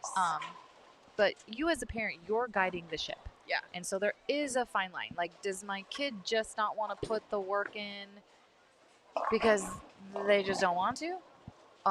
or are they really truly starting to dislike what they're doing? Right. Totally. Yeah. And like you said, you can see it. I mean, you can usually the kids that want to take it to that next level. Yeah. They're the ones that are like, "Mom, let's go practice." Yeah. Like, can you drive me to practice? And I've had conversations with little ones before, and you know, they're all upset and they're just frustrated, and I'm like, I'm so sorry that is how you feel. I'm like, do you like to do this? Like, do you even want to do this? And I've had some people say, yeah, I don't know. And then I've had other people say, no, I love it. I want to do this. Okay. And so sometimes you can just open up with a simple question. Do you even want to do this? Because I don't want you to feel like you have to do it because it's just what we've always done. totally. And that's in all things. 100% on the same page. But at the same time, if they say, no, I want to do it. I want to be great at it. I want to win junior gold. I want to win at SYC. I want to average 210. Like, then you got to be the voice of reason and encouragement to say, okay, like, you're telling me this is what you want, so this is what that requires, and so I'm gonna be here and I'm gonna support you, and we're gonna do it. We're gonna do it together. And if at any point you decide that that's not what you want to do, that's okay. Yeah. I can't tell you how many kids have come through our program and have won a national championship, have held that trophy over their head, and they don't even bowl anymore. Right. Yeah. It's okay. Totally. Yeah. Yeah, that's okay. They have a career, they have a family, and it's fine. Or they just bowl league, or and there's nothing wrong with that. Things change. It happens. Yeah, priorities change. Yeah, there's no right or wrong, but having those conversations, and continuing to plug in with your kids is really important. And like you said, it's okay if they want to step away. It's okay if they want to step away for a long time. No doubt. Bowling and golf, which we've talked about, and there's some other sports out there, but those are the two that really come to mind. You can leave it for 30 years. Totally. And come back. I've met people that are like, oh, I just am newly back to bowling. I bowled like 20 years ago. I'm like, oh my gosh, welcome back. Right. That's so cool. And yeah, the technology will probably change. No, yeah, for sure. They're like, I pulled my old bowling ball and shoes out, and my shoes fell apart. I'm like, yeah, that's what they tend to do that. Right. But yeah, and we've also had we tell this story a lot to the kids because the PBA 50 tour is getting a little love this year. It's getting some shows. Yeah, it's cool. I mean, there's some legends out there, but the interesting thing that happens on that tour is some bowlers who may have bowled really, really well when they were young, and then they went and got a really good job. Like Joss here, he wants to be a heart surgeon. Oh, that's amazing. That's what he wants to be when he grows up. Okay, so that's going to require some schooling. That's going to require some work, some commitment. Yeah, I don't know. I hope he puts a lot of time and effort into that. If he ends up being my heart surgeon someday. That's what I mean. I don't think heart surgeons are bowling league consistently. Probably they don't have the time for that. However, Joss may say in 40 years or however long, I had a great career as a heart surgeon. I've saved hundreds of lives. And now I'm going to go out on the PBA 50 tour. And there's lots of bowlers out there that do that. Many. Like Tom Hess, he had a career. Totally. And he did come out and win the Masters, but he's having a heck of a career there now. So many. Yeah. So many that never bowled on the PBA tour. Right. The, original tour. Yeah. That now have a place. Right. And I just think that is just so cool. And so again, you can unplug and plug back in, and we will welcome you back with open arms. Totally good. We're good with it. And Joss is from Chicago. Easton Taylor also from Chicago. I keep missing him because he keeps striking. Although he's split, so he was striking. Every time I went to talk about him, he's like, yeah, I'm throwing one ball and I'm sitting back down. But both Joss and Easton have grown up in Deandra's tour, the EYT. Love that. Yeah. Joss here, of course.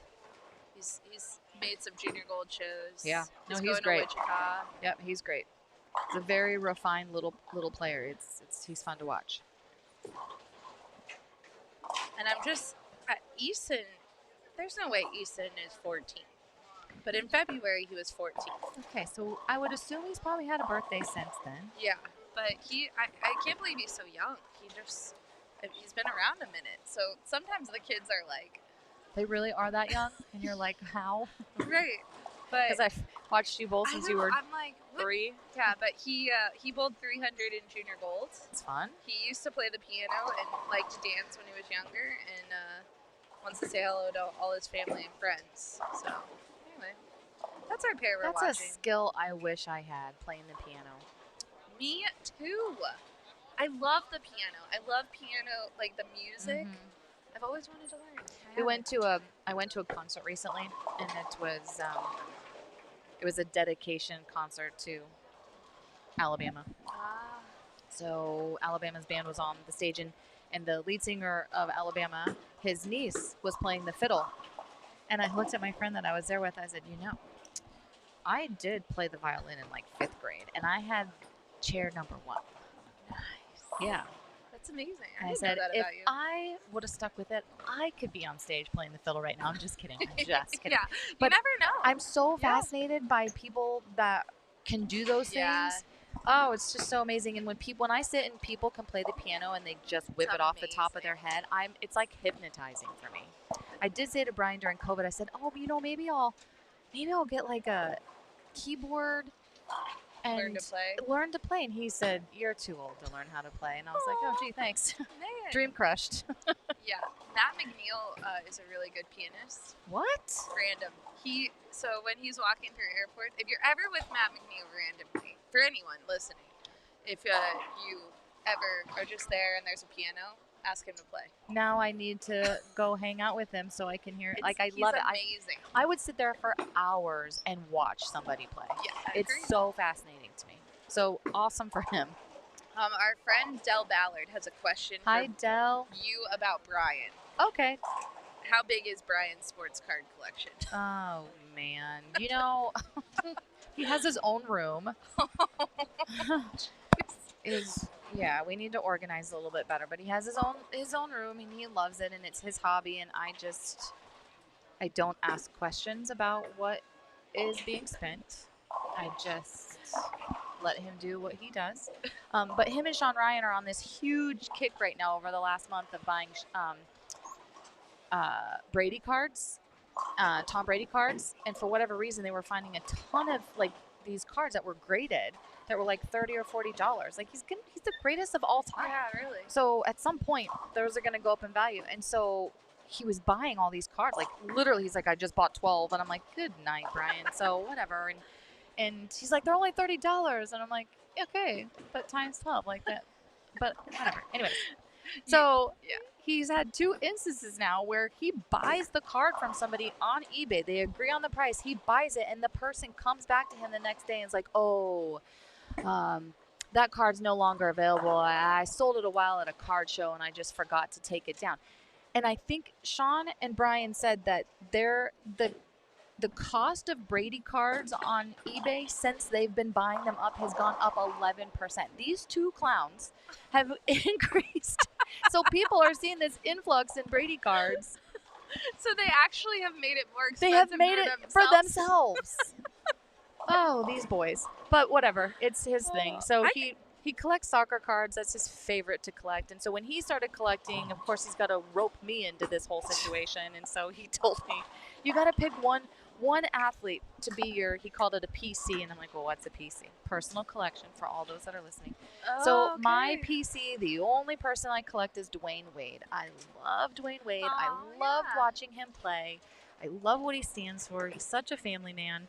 And I loved his work ethic. And so I just loved him. And so I've myself collected a lot. I think I may have 2 boxes now because I keep getting cards. And so anyways, it's ridiculous, and it's his thing, and I just don't ask questions. These kids, I knew card collecting never went away. Yeah. But it's huge right now. Huge. It's unbelievable. And then the Pokemon cards have Okay, come back. so I don't understand the cartoons. That's what I call it. Brian was so excited. We live 45 minutes from Talladega. They have lots of different things, and they had a card show, and he's like, oh, I really want to go to this card show, and he brought cards to maybe trade, and he was so pumped. And we walk in, and it's like 85% cartoon cards. And I'm like, what even is this? I just can't. Yeah. I just cannot. It's back. Yeah, It because is they have back. like the Dragon Ball Z. I guess on tour, Darren, Chris Prather, Oh, they're all into it. They rip and there's cards one now. other. Yeah, and it's like they're like hunting Pokemon cards and I mean, Look, Brian tells me all the time, Shin, it's an investment. I'm like, Yeah. okay. I've heard that from people okay, too. Yeah, That's fine. you know, we were talking yesterday about touring Storm, but Bill Crispin, who's since passed, and we miss him Dearly. dearly. Yeah. Yes, for sure. He was a huge collector of everything. Like when he passed and they were cleaning out his office, he collected hotel pens from every hotel he stayed at. Wow. And we found them in Wow. a bin in So what do you his do office. with those? They sat in a bin. They're still in a bin. I mean, but I just feel like the mind of a collector is different than any other mind. But now we have the museum, which Bill purchased prior to his passing. Yeah. And so now when you tour Storm, you get to start in our beautiful museum, which one of Bill's, this is how wonderful Bill was. He built this amazing company, this amazing brand, and then he purchased a collection of bowling balls that are not Storm. And he said, I want all of the other brands to be in the museum. That's neat. Built this beautiful display and collection for them, and all the Storm bowling balls stay inside. That's so when neat. they walk them out, we always tell them, like, hey, the Storm balls aren't here, except for a couple. Like They're in the there's- lobby. Yeah, right? exactly. And so we haven't moved them, and that was Bill's wish, although That's we're cool. running out of room in our lobby. It's Oopsie. like, I don't know what we're going to do, but It's impressive. It's so it's cool. Like amazing. first time I went to Storm, you walk in the lobby, and if you walk in and to the left, there's these glass cases, and they're just beautiful. It's like the whole hallway, and it's like every bowling ball that Storm has made. ever Yeah. made. And so it is really cool. I mean, there's stuff that I'm like, oh my gosh, I remember that ball. Yes. And the first ball that was ever sent in, I'm like, I remember the smell of that ball. Yeah, right. And everyone who walks in, now we get the really cool thing, because before, everyone who walked in Storm, like the kids would always be like, oh, that was my first bowling ball. Yeah. But their parents wouldn't have that same feeling. But Yep. now when you take them in the museum, they're like, oh, there's my first There bowling it ball. is. So yeah, That's cool. and the museum's great. JC Kramer works with our team, and it actually was just named an affiliate. I think we're affiliate museum affiliate of the International Cool. Bowling Hall of That's Fame cool. Museum. So we're like officially part of the That's museum now. cool. We have a plaque and everything. We're official.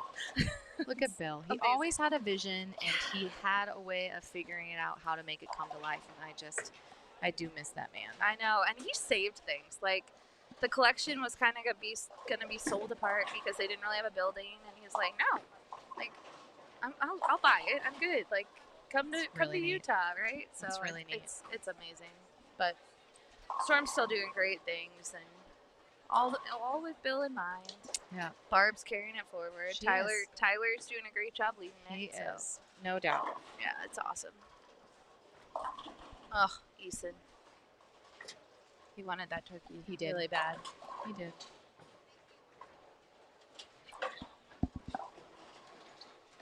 So I would look at scores, but I'm afraid to. Why?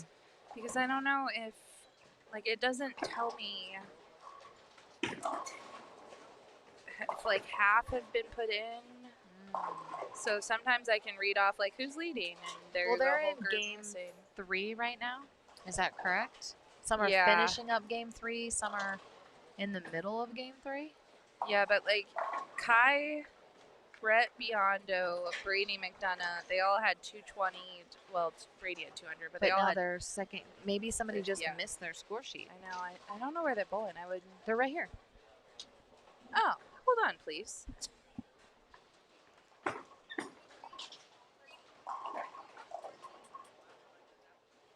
We're gonna get these score sheets. See, this is what happens. Sometimes they move. We have a great system Yeah. where our scores go, and go end to end, but sometimes we do miss them, and I can put it But in. what the amazing thing is, Blair says she can put them in. There, guys, Bowlmetrics is so incredible. so if you want to great. run a tournament, you got to use Bowlmetrics. So on their score sheets, it has a QR code, and anybody can put the scan the QR code, and then it has all the kids that are on this score sheet, So great. and you just put the scores in for each kid. It's instant. Like as soon as Blair does this and hits save or whatever, it's in the system. Yeah. It's so cool. So It's the best. It really is. We say that Bowlmetrics and Pinwheel have made our tournament better because I mean we used to have to do, as many tournaments know, you have Excel spreadsheets right. and print-offs, and you're do it by hand, and reading you off sit around for like scores. an hour and a half for them to confirm everybody's scores. It was a nightmare. So, that was weird. It let me put everything in, but then it said I was not signed in. Let's do it again. Kai did shoot 236 game 2, so Nice. he is on a hot streak.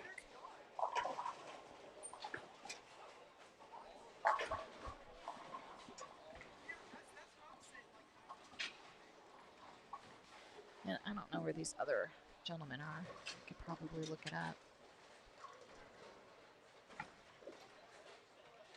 If you guys want live scores, They might be coming right here. yeah, if you guys want live scores, you can use Lane Talk. Ashwaubenon Bowling Alley is a Lane Talk center, Keep forgetting about that. and you can go look in real time to follow your favorite bowler.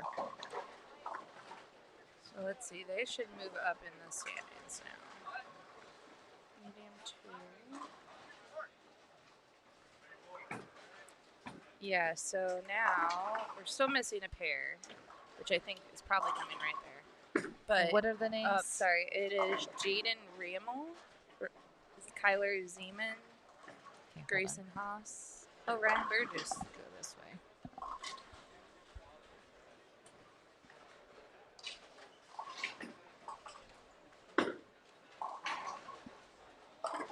Ryan Burgess was just on lane 48, so they've passed us there. Okay. They're down there. Huh. Well, So they're on 48 now. So they are in the 7th frame of. oh yeah. So we need their second game scores. Didn't text. Just tell them the kiddos on lane 48 have not been inputted.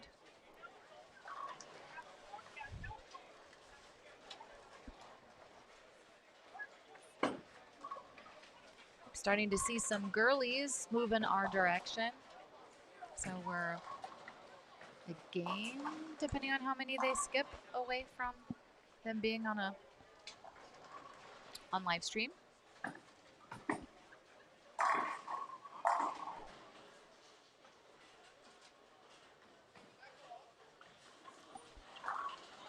No, you're good. It didn't even. It didn't count it. He's good. You're good. It didn't go off. Oh, the lovely foul.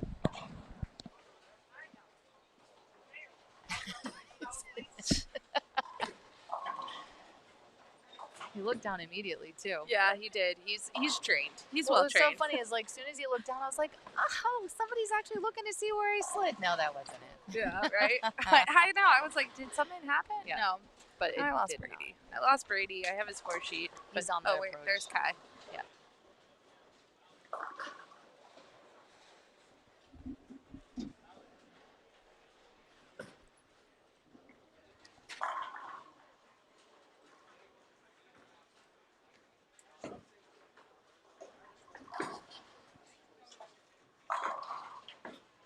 All right.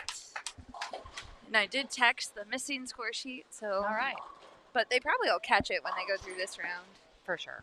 Yeah, that's the good thing too. Is Mm-hmm. it'll show you what games are in, so you see the whole sheet. Even better. It's- yeah, Thank you, it's- Bowlmetrics. It's fantastic. Yeah. Brilliant. The only thing that'll happen is like yesterday when someone came in and was like, someone wrote my score down wrong. Yeah, this happens. It does. Land's really cute about, hey, you know, that's why we check, and reminding that's why you check. Like, Right. you got to be responsible for yourself. I will tell you. I don't know about the PBA tour, but on the PWBA tour, you have to sign your, like the people on your pair. So Blair and I are crossing together. She has to sign my score sheet, and I have to sign her score sheet, and we have to sign our own score sheet. So if Blair signs my score sheet and I turn it in, and it's wrong, we're both getting fined. And so Totally. it's kind of, you know, good. It is good that they do it that way. Good because, double Yeah. checks. Like Blair's not going to want to get fined, so she's going to want to make sure my sheet is correct. Correct. Yeah.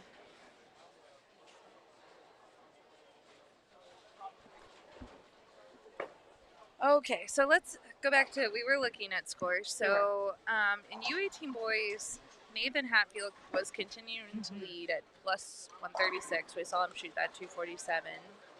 Joseph was up there, plus 82. Silas Tottenham, plus 79. Ian Kloss, plus 70. Kai Struthers, plus 60.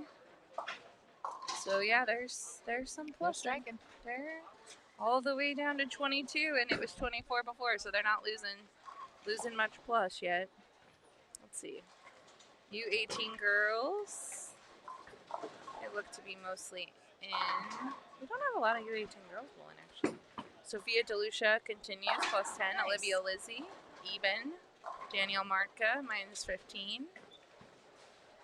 So those are the top three. We got U15 girls, leader. It's thinking. Leia Pacific. Kelly Roskenberger is second, and Emily Watson.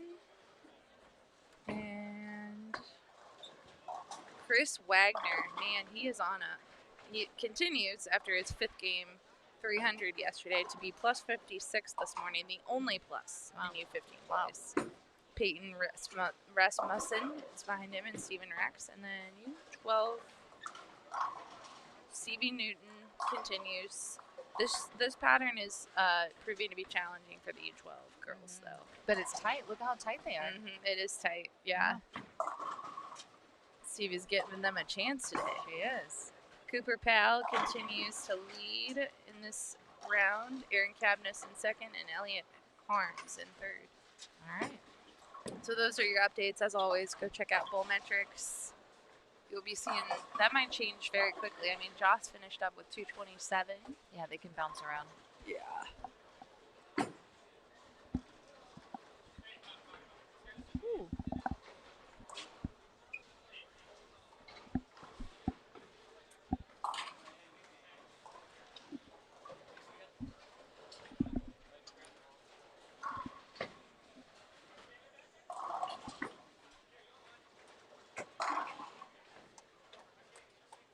Man, dang. Harper is just so good. Shooting 250 right Yeah. here in front of us. It's incredible. It's a great ball. His ball's hitting hard, too.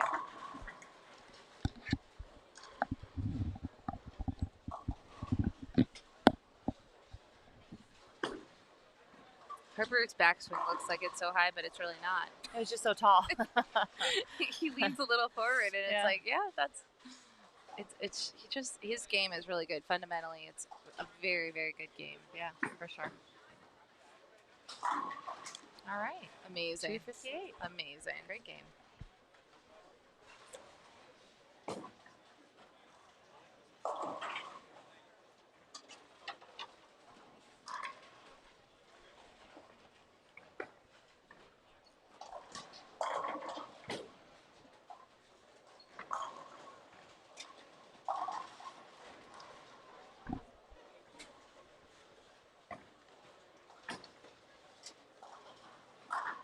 Smooth as Easton's delivery. Like, his release, so good.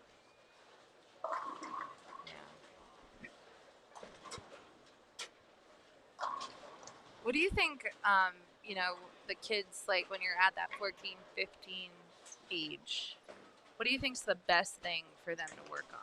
I know it's different for every kid, but I mean, yeah, so the the United States Olympic Committee for athletics as a whole, they did this huge study about power windows, and like 14, 15, kids are still going through growth spurts. They're still, maturing and all that stuff. And there are quite a few studies that say, let them just, in any sport, let them just be wild. Let them develop the speed and the power. And then you work on harnessing it later. And so I think for, 14 and 15-year-olds, it's okay if they seem a little wild. Continue to work on their power. Let them learn how to, have some ball speed. If we're talking about our sport, let them learn how to get their hand in a really good position and just annihilate the holes. And then as they start to get older, and maybe they've stopped growing as much, then you can start to, dial it back and refine it. You don't see a lot of 14 and 15-year-old PBA or PWBA or world champions walking around. So let's work on our skill and development. So you can look that up. United States Olympic Committee, like power window, like Google something like that, and it's this whole article that talks about that. So even if you're listening and you have another kiddo that's into other sports, they break it all down and they explain the science behind it and bodies and all that stuff. It's really fascinating. Yeah, I'm gonna have to read it. You mentioned that to our group a couple days ago, and I'm like, I haven't seen that, and I'm very intrigued. So a lot of times, this is something that I think does happen in our sport a lot. We have these objects that we throw down the lane and different weights, and so often parents or coaches want to see the kids just knock over more pins, and so they think, oh, okay, well, like let's just put them in a heavier bowling ball so they knock down more pins. And I understand to a certain degree, but if you're doing that and it's now causing their hand to get in a worse position, now they're just going to pick up bad habits. It can lead to swing issues and timing issues and all these things. So there is a fine line. We had a girl that came to bowl for us, and when she walked into our program, she threw 13 pounds. Yeah. And she was a small girl. Right. But we told her, like, you throw it great. We're not going to order 13-pound bowling balls. Yeah. So we're gonna try the 14. Yeah. And she was like, okay. And she was totally open to it. And she hits it. Like, her rev rate's like 350. Like, she hits amazing. It. Yeah. And so we're bowling, and she was able to handle it no problem. And for the first week or so, her wrist was sore. It wasn't hurting. Right. It was just sore, like some extra little tiny muscles that are getting a little bit additional workout or whatever. And by her junior and senior year, she was throwing 15 pounds, and she never once lost power. And so I really commend her coaches that didn't just force her up in weight all through high school to knock over more pins. She was incredible in high school, and she just learned to generate that power. And then she was starting to learn how to harness that power. Did I just kick that? Learning to generate her the power. And she even bowled 300 with a 13-pound bowling ball. That's amazing. So it is possible. And so that's the one thing that I do tend to get opinionated on. If you have a younger one, don't just be so quick to just throw them up in weight because you want them to knock over more pins. Yeah, agreed. Yeah, they have to learn how to throw it. Hurt their skill development. Now, if they throw it with two hands, you do have another hand on the bowling ball to help support it, and so. But still, I mean, they can handle it a little bit better. But I wouldn't start a little one at 15 pounds. I mean, absolutely not. It's happened. We actually, little Taylor Morgan, who's adorable. Yep. Her brother was bowling, and she wanted to start bowling, and she could use his equipment. Of course. And so she would come, and we would pick up her bowling balls, and we're like, what pound are you throwing? But she could handle it. But she actually went down and then back up again. So that's what I would advise. Right. Just go down. But you just have to be, I guess, somewhat realistic. If they have really good fundamentals and they're learning how to generate that power and the ball speed, it will result to higher scores if they can repeat what they're doing. But if you put them up in weight, yeah, they may strike a little extra here and there, but they may not control it. I don't know. I do. No. I've seen it. I've seen it firsthand. And so I don't know. I tend to. It's okay. It's a good question. It comes up a lot, and it's good to give a perspective on it. I also think people give 14 pounds a bad reputation. There's pros that throw with 14. Absolutely. I mean, you wouldn't believe it when you see their carry and their Brie Cote won Player of the Year and is one of the best and is multi-time world champion. And she throws 14. Yeah. And she's like, I'm not changing. She has I'm not no going problems. up. Yeah, really. No, I'm good. there's many that do it. Yeah. And, so All right, we got new bowlers. Yep. We also want to we got a shout out in the chat for Brett Biondo. yeah. Brett is bowling good this game. As are most of the pair. I saw Brady have he got a little angry on his second 10 pin in a row, which happens. Kai's over there struggling a little bit this game. But we have new bowlers, Carson Strauth, Olivia Lizzie, Anaya Hall, Landon Rocco, Lariel Tharps, and Savannah Portillo. Lariel and Savannah both were medalists on the medium pattern. Olivia got a medal on the short. Good. So, good little pair here. A little mix of boys and girls. Yeah, it's fun. Are they bowling with different people every round? No, you stay with the same people? Stay with your group, and then you just continue moving pairs. Now, what Leanne does, we talked about it yesterday, how she's the Hall of Famer and thinks of all things bowling, which as she should, right? She will, you switch your order on your pair. So if you were lead off, you're not always lead off. We also, they don't cross the same, right? Don't follow the same people. So yeah, that's important. there are those little tricks. Yeah. Savannah gets one. So Savannah Portillo, she's off to Arkansas State next year. She is. So exciting. She is excited, and her mom is more excited. Sometimes the kids are ready to go. You work with a lot of them. Some are like, I'm ready. What day can I move it? Bye, Mom. Bye, Dad. Yeah. And that's what... Others are chasing their parents' cars as they drive away from... No, kidding. Yeah. Actually, it's really funny because I think Savannah has some younger siblings. She's the oldest. But her mom, she's just a really social kid, right? She has friends. She has friends all over. Her parents have tested the water centers, so some events. But Lariel, we were talking about yesterday, Lariel and her mom are best friends. Oh, so sweet. Best friends. So on this pair, we have one. She's going far. Lariel's from Orlando-ish area, and she's going to Wichita. That's the farthest west school that there is. So we couldn't have picked a further place, but she's going to do great things. She's a fun kid. She's a sweet kid. She's had a lot of great coaching so far, so she's going to do great things. Yeah, and wants to be a lawyer. How awesome is that? She's going into criminal justice. Yeah, that's so cool. The other thing she said, and this is kind of cool. Hold on, sorry. I got a tickle in my throat. This is very cool. Her mom was talking to me about when they went to the visit at Wichita. She started bowling, and the coach of the team that they were working with reminded her of Coach Pat, who has been her coach since she was a kid. And come to find out, as they're talking more and more, Coach Pat was a coach and bowled with. Yeah. And so I think sometimes, you know this, right? I do. We talked about making the right decision when and there's no right or wrong, but making a educated decision. Yeah. And feeling like every coach is a little different. Every coach is a little different, and you may connect really quickly with some, and you may be like, oh, I feel like they could be cool. And then other ones just may not feel right, and there's no right or wrong. It's just right or wrong for you. And so I love that. I think that's why I encourage people to visit, go on visits, see different experiences, because they're all different.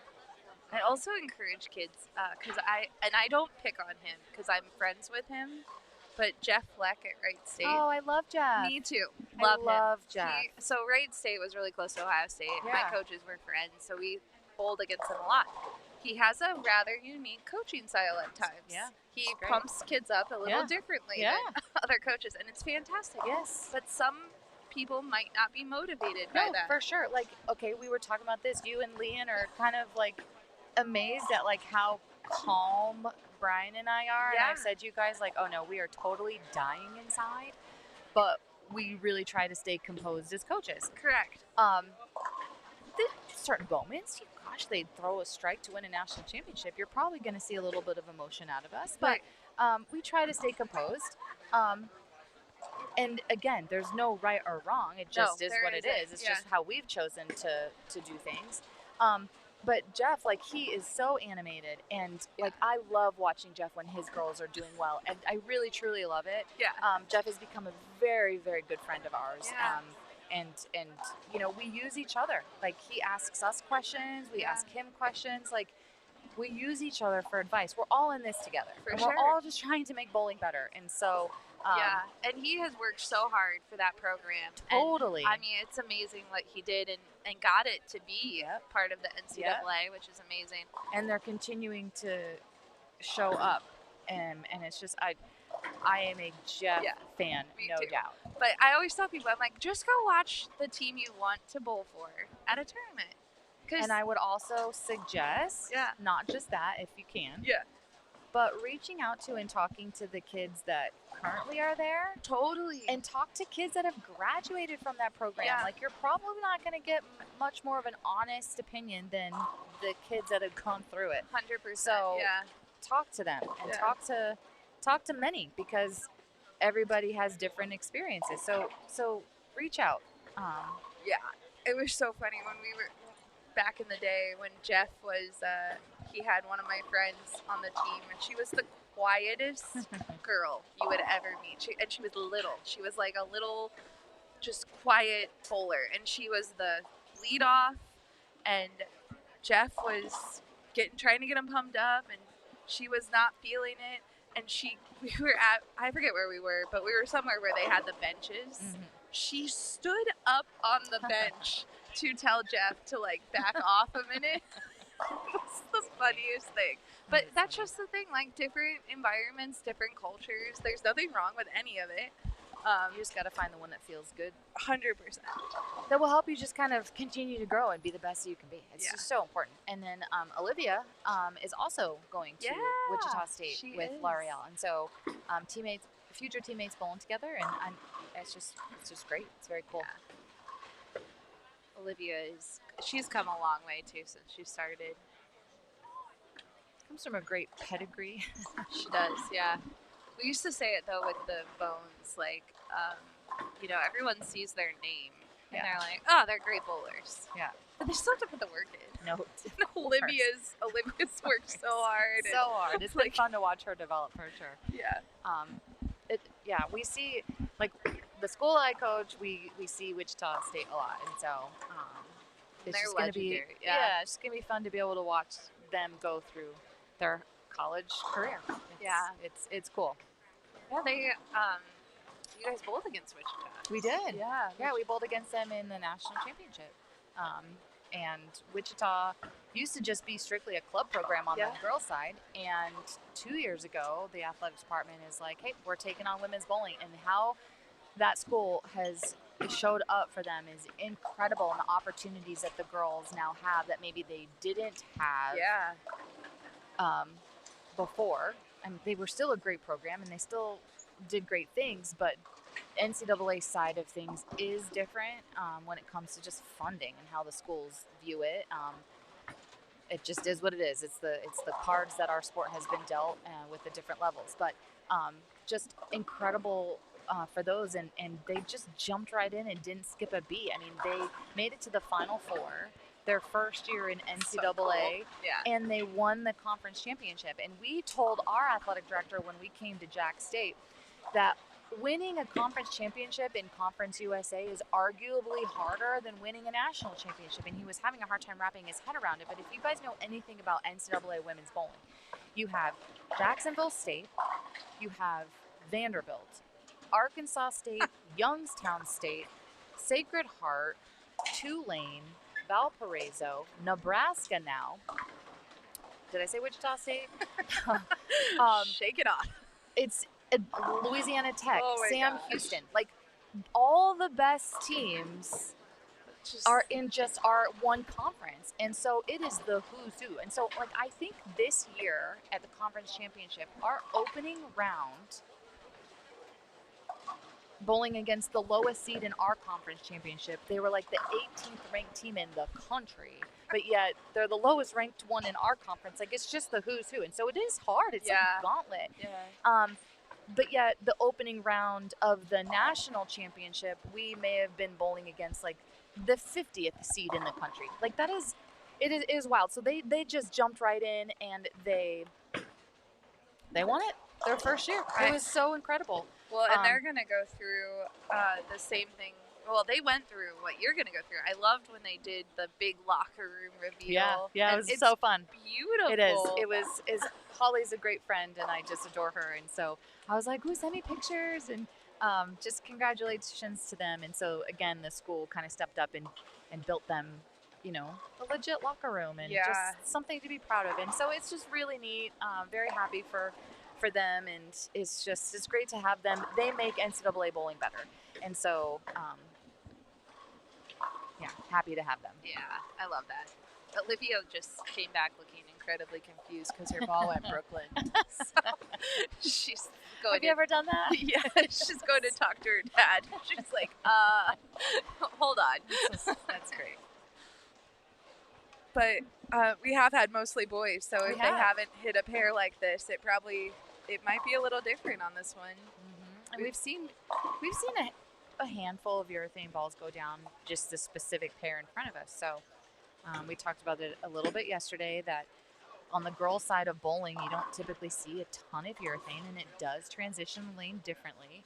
And so where they may have started versus what they're now seeing is, you know, a little different, but it's going to make them better in the long run. Yeah, and Naya just threw a great shot on lane 42. She's from Maryland. But, Yes. I have a fun Savannah Portillo. Okay, tell me. So I can't remember how many years ago it was. It might have been, it's 2 or 3 years. And Savannah was a really good bowler, but she just wasn't she didn't have the release, right? Mm-hmm. And so she went through a junior golds, bowled over the summer, came back, and was bowling in SYC in the fall. And all of a sudden, her release is like amazing. And she has all this power. And I'm like, Savannah, come here. It hasn't been that long. What happened? Yeah, like, what did we do here? And she goes, oh, well, all my friends are two-handed. And over the summer, I had a really bad junior golds, like under expectations. And they all were bugging me. They're like, go two-handed, because her best friend's Anna Antony, and they're like, just go. Her sister throws it two-handed. So all summer long, she practiced. After junior gold, she practiced two-handed. She then decided, I really don't like it. Like I'm okay at it, but I really don't. I want to go back to one-handed. Mm-hmm. Guess what happened? Now her hand's in a better spot. Such a better spot. Crazy. Yeah. So I always tell that story. That's a cool story. If you're having a bowler that can practice two-handed, and you just need them to feel something different. That's a cool story. Give it a try. See what happens, and then could let them come back. Yeah.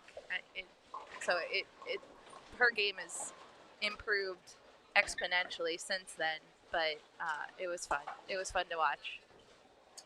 We have a question for you. What do we got?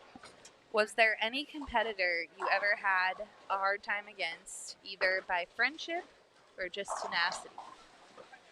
I don't really feel like there was any Like one player. hardships when it came to like friendships or bad blood or anything like that. But I mean, gosh, so much of my career was when Liz Johnson is just the greatest of all time. Liz Johnson, she just wins everything. She beat me twice in the title match of the U.S. Open. I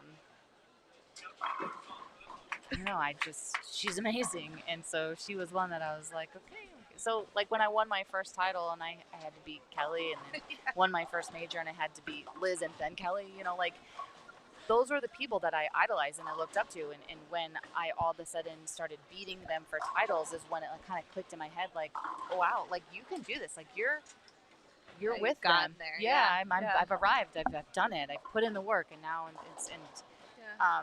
so it wasn't even so much that I would say it was like a tough time. It was just the people that I admired, that I aspired to be with. That like when I was able to finally start beating them and beating them regularly, it was like that extra last piece of the puzzle of confidence in the work that I'd put in. Yeah. And everything kind of took off after that. But I wouldn't really say that I had like, I feel like a lot of people have that like bugaboo person that it seems like it doesn't matter, they can't ever beat them, and I don't really feel like I Have that. no, Yeah, that's no, good. no, no, no, I Yeah. don't feel like I had that. Nothing sticks to mind anyways. It's a good mental game thing Yeah. that you have that too also. Yeah. But I think for the kids too, what you just said is so great, because obviously Liz Johnson, right? Like amazing. I mean, you can't, like, And I got to watch it in real time. Like I got you to had be a front seat. I got to be the first person to hug her and That's cool. congratulate Yeah. her when she won a couple of her U.S. Opens. Like, I mean, we that's just so fun. Yeah, we were watching the U.S. Open and they put a picture of Liz up, and Leanne's like, they should have a picture of Liz every time they have a U.S. Open. I feel like her name or her face should just be on the trophy. Like, she's won like 6 of them. It's amazing. But in the youth space, Yeah. there can be those players that we were talking. Jillian Martin won, right? Yeah. We were talking about those years that Jillian Martin was a youth bowler. Yep. And she was winning everything. And there are Yeah. other amazing kids Of course. that were bowling too that just could not beat Jillian. Well, I But- also think sometimes it boils down to like when you have kids that probably outwork others at a young age and they start to kind of figure that out, and then they're just talented. And then also sometimes people are just blessed with the road may, the breaks may fall in their favor a little bit more often. Yeah. Like it Yeah. does happen in sports, not just bowling. Like in sports, it does happen. But then when they're so successful so young, it does get in other players' heads. Like, oh man, I got to bowl Jillian this round. Right. And there was one instance that did happen to me, and I didn't realize that like maybe the tables had turned to where I had gone to that point. So this was in 2019. And I was on the U.S. Open show, and I was bowling against Liz Colkin, actually. Okay. Yeah. And we take a commercial break, and we come back from commercial break. And I didn't know all this until I went back and watched the show. And yes, I always went back and watched the show. Good, bad, ugly, it didn't matter. I wanted to learn something, so I always watched it. And her ball reps really wanted her to change balls. And she said to her ball reps, I can't change balls because I can't make a mistake against her. Wow. And I tell our college girls all that. If you out execute your opponents and it gets to the point where they feel that they can't make a mistake against you, you will always have the advantage. Yeah. And I didn't know that that's what we had gotten to, but I had worked hard and prided myself on shot execution. And so I think that that's what happens. And so when you do, whether you're doing it, whether you realize it has happened or not, like if there's a player that's in your head, or you have then gotten to the point where you're just super successful and you're in other people's heads, like the advantage does tip from one side to the other. You're right on for sure. I mean, Jillian is very beatable, but she's also incredible. And so she just kind of comes with, and that was Liz Johnson. Like Liz Johnson is amazing. It was a great era of bowling that you had to bowl against. No doubt. Yeah. Like, I mean, It was and you're awesome. in it. Like, you are in the Hall of Fame. It's not an accident that you're in the Hall of Fame. But it's just, it's amazing the talent that came through and all the legends that are in the game. And what's so cool is like they're my friends. And not to mention, and we don't, I don't think we talk about this as much anymore. It comes up every once in a while. There's that gap.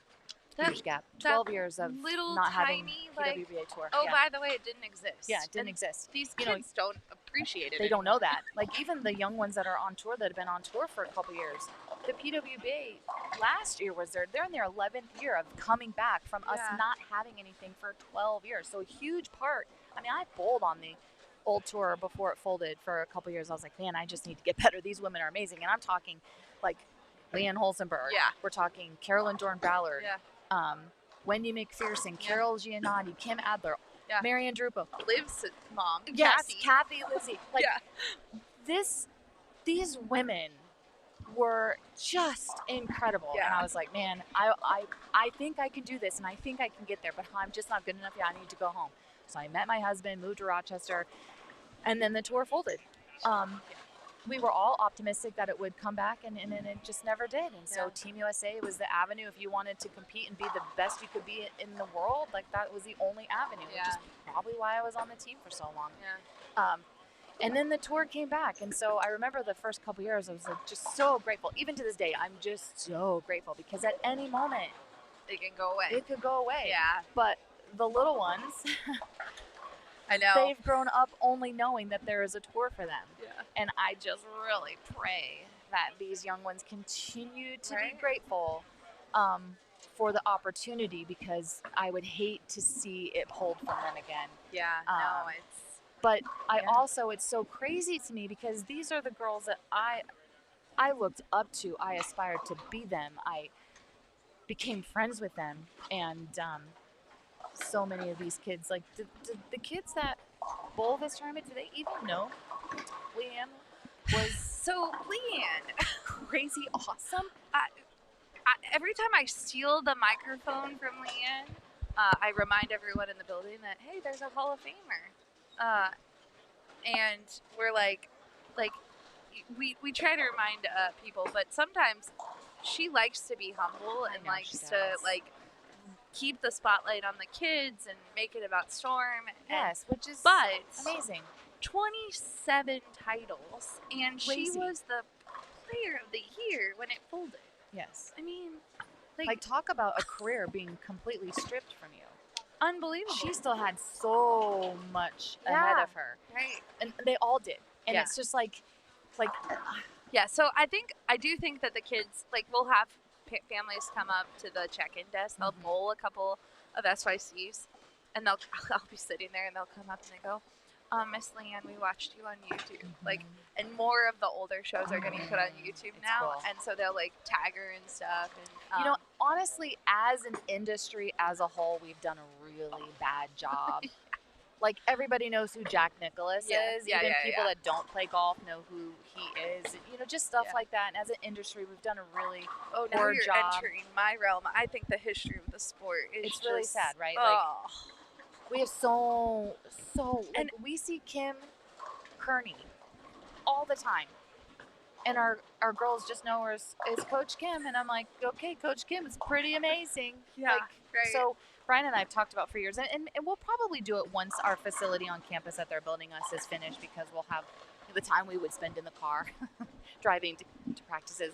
We can just do fun things. But we want to, like, assign a player, a Hall of Famer, and have them like do a presentation to the rest of the team, because these women paved the way for them and they don't even know it. So Kim does something similar. She does. Because she, Leanne has to do interviews with them every once in a while. She'll talk about it, and I love that. Yes. I think the more, like, if you're listening and you don't know these names and your daughter is bowling, I mean, I don't think we need to teach Liv. She lived it. But Dell is here, but CDB agrees with you about outworking others, so she's listening. Hello, Hi, Carolyn. Carolyn. We love you. I think she just bowled women's this weekend, speaking of bowling, but Awesome. no, you're right.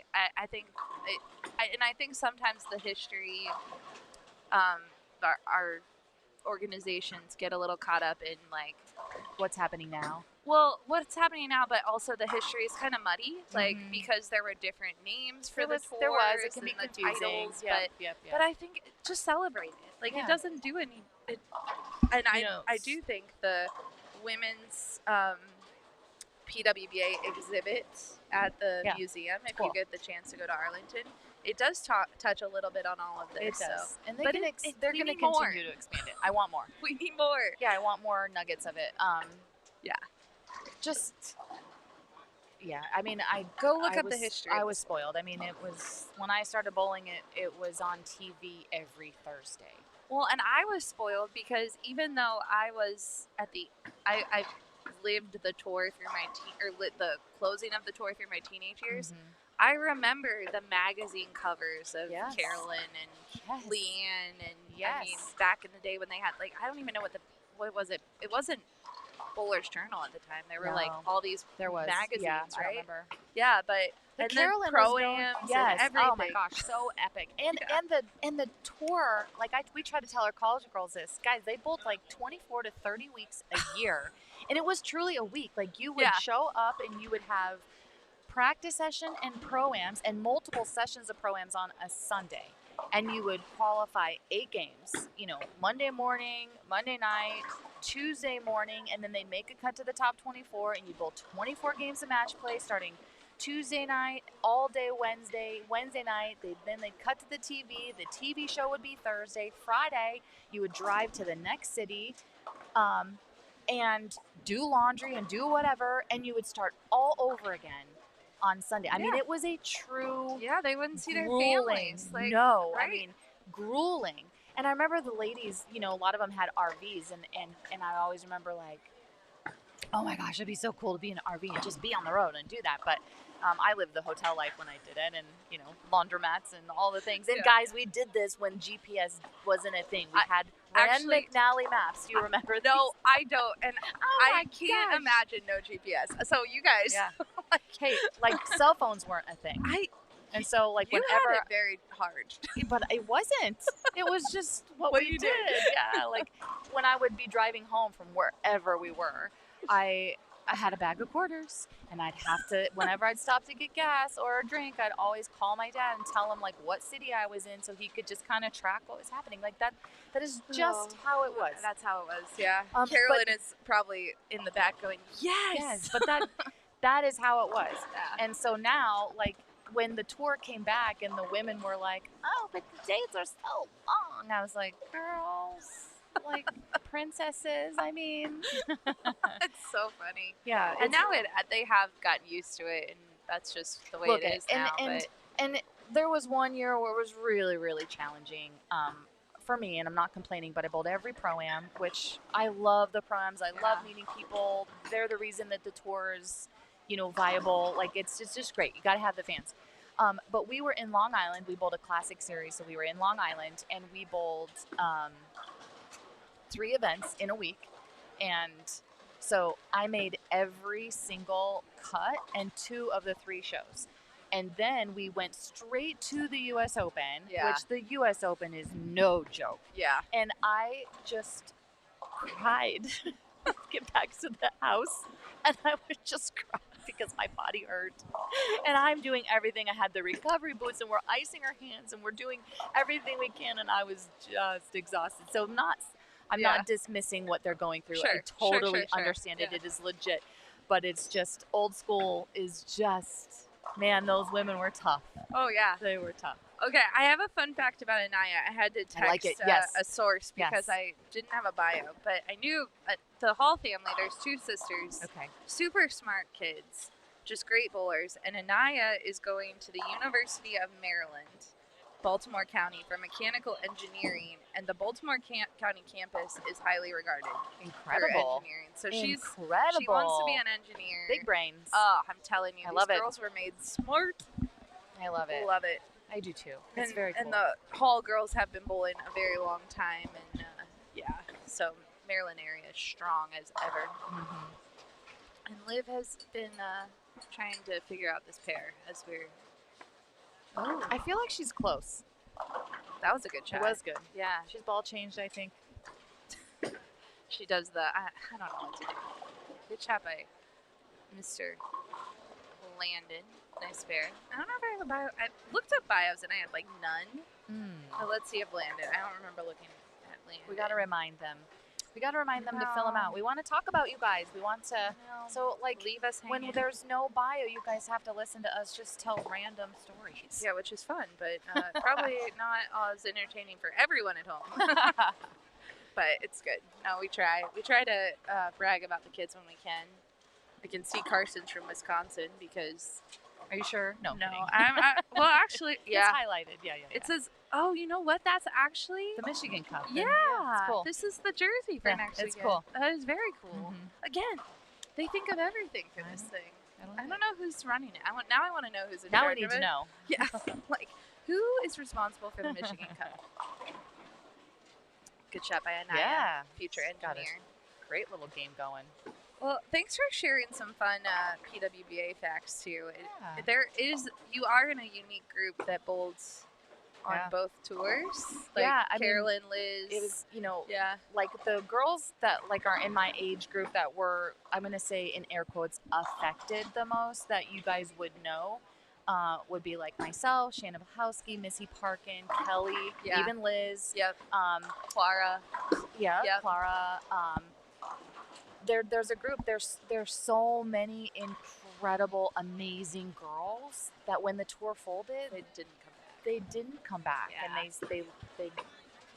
they have families and Yeah. there was this one It's girl from sad. California. Her name was Jackie, and I saw her recently. I went to the clinic, and her daughter was at the clinic, and I was like, "You've got to be kidding me! It's so good to see you." But she was one of the best ones. Yeah. She was on junior team, and she was just one of the best ones, and she just doesn't really bowl, and that's okay. Yeah, right. But so I've always had a full-time job, always throughout my entire career, because bowling professionally is just not viable enough. It's not long enough. There's not enough money to be made. We were joking this morning that I was very fortunate to get to the pinnacle of being called the best in the world for a couple years, and if I did that in any other sport, I would be flying around on my private jets. Yeah. But unfortunately, our sport that's just not realistic. And so, go to school, Yeah. get the education, Yeah. have the career, and still bowl if that's what you want to do. But it is really hard to make strictly bowling your career. It is really hard. 100%. Yeah. It's. As far as throwing a bowling ball, like For I've sure. made bowling a career for myself, my husband, as well, being coaching and like fully immersed in it. But as far as just bowling and hoping to pay your bills, like I never ever wanted to have to feel the stress. I have to strike right now to pay my mortgage. I didn't want that stress. Yeah. And so bowling was just always a bonus. So for me, it was never about the money. I'll never forget, like, I think it's like one of the majors I won, it paid like 20 grand, and Kelly was interviewing me, and she was like, congratulations. Oh, I know when it was. It was my third major. It was the Tour Championships. I won on Brian and my 15-year anniversary. Aw. And she was like, happy anniversary. I didn't know what anniversary gift would be, if it was $20,000 or a trophy, and I was like, it's the trophy. It's always about the trophy. Yeah. And it was never about the money. The money was just a very cool bonus. But That's awesome. but I was able to do that and not stress about needing to strike to get this check. It's a Because I lot. had a secure job. Kids, I mean, we talk to the kids about it because there are kids that are wired to not feel that pressure. Yeah. Yep. But knowing, like, if your aspiration is to be a professional bowler, having some way to subsidize that income Have a a backup little plan. bit Yeah. will help you. Yes. Even if you graduate from college, then you're like, I want to go out and try the tour. And, Try it. yeah, absolutely. Like, we've seen this year a lot of rookies. Oh my Brandon Biondo, gosh. Alex Horton. I mean, there's Brandon more. Bonta. Oh, sorry. Yeah. Yes, I I was had yeah, Biondo. Yeah. Brandon Bonta. Yeah. But we definitely have seen them out there, and there's more to add to that list. Spencer Robart. Yes, and it's Like- it's inspiring. Yeah. But what I would caution them is, don't get caught up in the fantasy that you're just going to be able to get out there and do that as 100%, well. I'm yeah. not saying you can't. Right. Just be cautious a Yeah, little bit. and your first year out of college is a great window because Mm-hmm. if you go out and, like, I had a friend who she wanted to go out and bowl on tour. That Mhm. was all the way along. Great bowler, great mental game. Had some rough college years, like some coaching Mhm. issues or whatever, but gets done with college. The tour does come back, Yep. so she's like, all right, I'm going out. We went out I went out with her for a couple weeks. 3 weeks in, she's like, I hate staying in hotel rooms. I hate traveling. This is awful. Yeah. I'm going to go back. And she Yeah, did. and it happens. So, and luckily we talked about it yesterday. These kids are getting a head start on this travel thing. So they know, oh yeah, I like travel. Yeah. But like we were talking to a girl yesterday at lunch and she's like, yeah, I don't really like flying. Yes. Well, That's a problem. yeah, like You want to go to college, depending on where you go. Make sure that you know the tournaments that they go to. yeah, probably going to be some flights in your future if you want to be a pro bowler. Although some pros do all the driving. That's true. The last couple of years I was on tour, depending on where we were, we drove a lot. Yeah. You can take more bowling balls, and you're on your own time. And yeah. I don't know. Anyway, all right, we have the weirdest pacing in the entire world, guys. Although these pairs are all together, I just don't know who's coming here. Because are they just starting? I think it's the pair that there's no scores on, because I think it's like skip 2, skip 1. So I think the pair that's blank is the ones that are coming here. Oh, and they might just be standing over here. I think they're just waiting. Okay. We'll So find out. we might have no break, but we are getting to the end. Larry Altharp's shot 206, Landon Rocca 191. We got Carson with 181. Olivia gets a 200. And Anaya, she's going to get out of here with probably the high game of the pair. She is. And just looking around, we were talking about this yesterday. Is the scores go by so fast? Like they disappear off the screen really so fast. quick. Yeah. Yeah, I do see. Joss Weems shot 248 that game. Where do you see that? What am I missing? 48 up on the screen. Down lane. Okay, down lane. I'm like, where do you see that? Big screen. Got it. Yes, you're right. I see. But that's the highest game I see. So we're in transition, folks. It's fun. Sometimes transition's good. Sometimes I always love the challenge. Yeah. People ask me like scoring pace wise, what do you choose? And I'm like, the harder the better. Yeah. The flatter the better. Right. I like the challenge. I used to push myself in practices. I'll have 10 balls. I'm trying to figure out bowling balls. You drill new ones and you're not really sure what they do. And oh my gosh, when we lived in Arlington, Texas, and Brian managed the ITRC, I would come down after I worked in the offices upstairs, and I would come down and I would just practice. And there were so many times he's like, we have to go.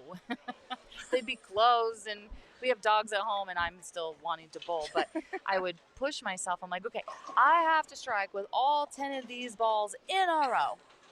And I'm not leaving until I do it. Hours. That's good. Hours Good later. practice. Yeah. It's a good drill. Yeah. Or I tell myself, okay, I'm going to make 10 pins in a row. And I'm not leaving until I make 10 in a row. Yeah. Girl, 110 pins later. It's funny. Carolyn had a fun drill. Because one year I asked her, I go, how do you learn, and I think it's getting better, but how do you learn how to use surface? Because we see these kids that everyone always says, kids don't use enough surface, which I agree with. I do.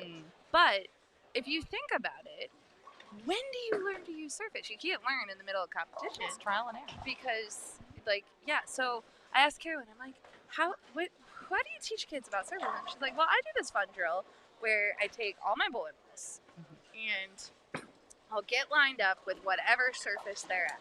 Then I'll change the surface, and then I'll go get lined up again. Yeah, and see the difference. Yeah. Yeah.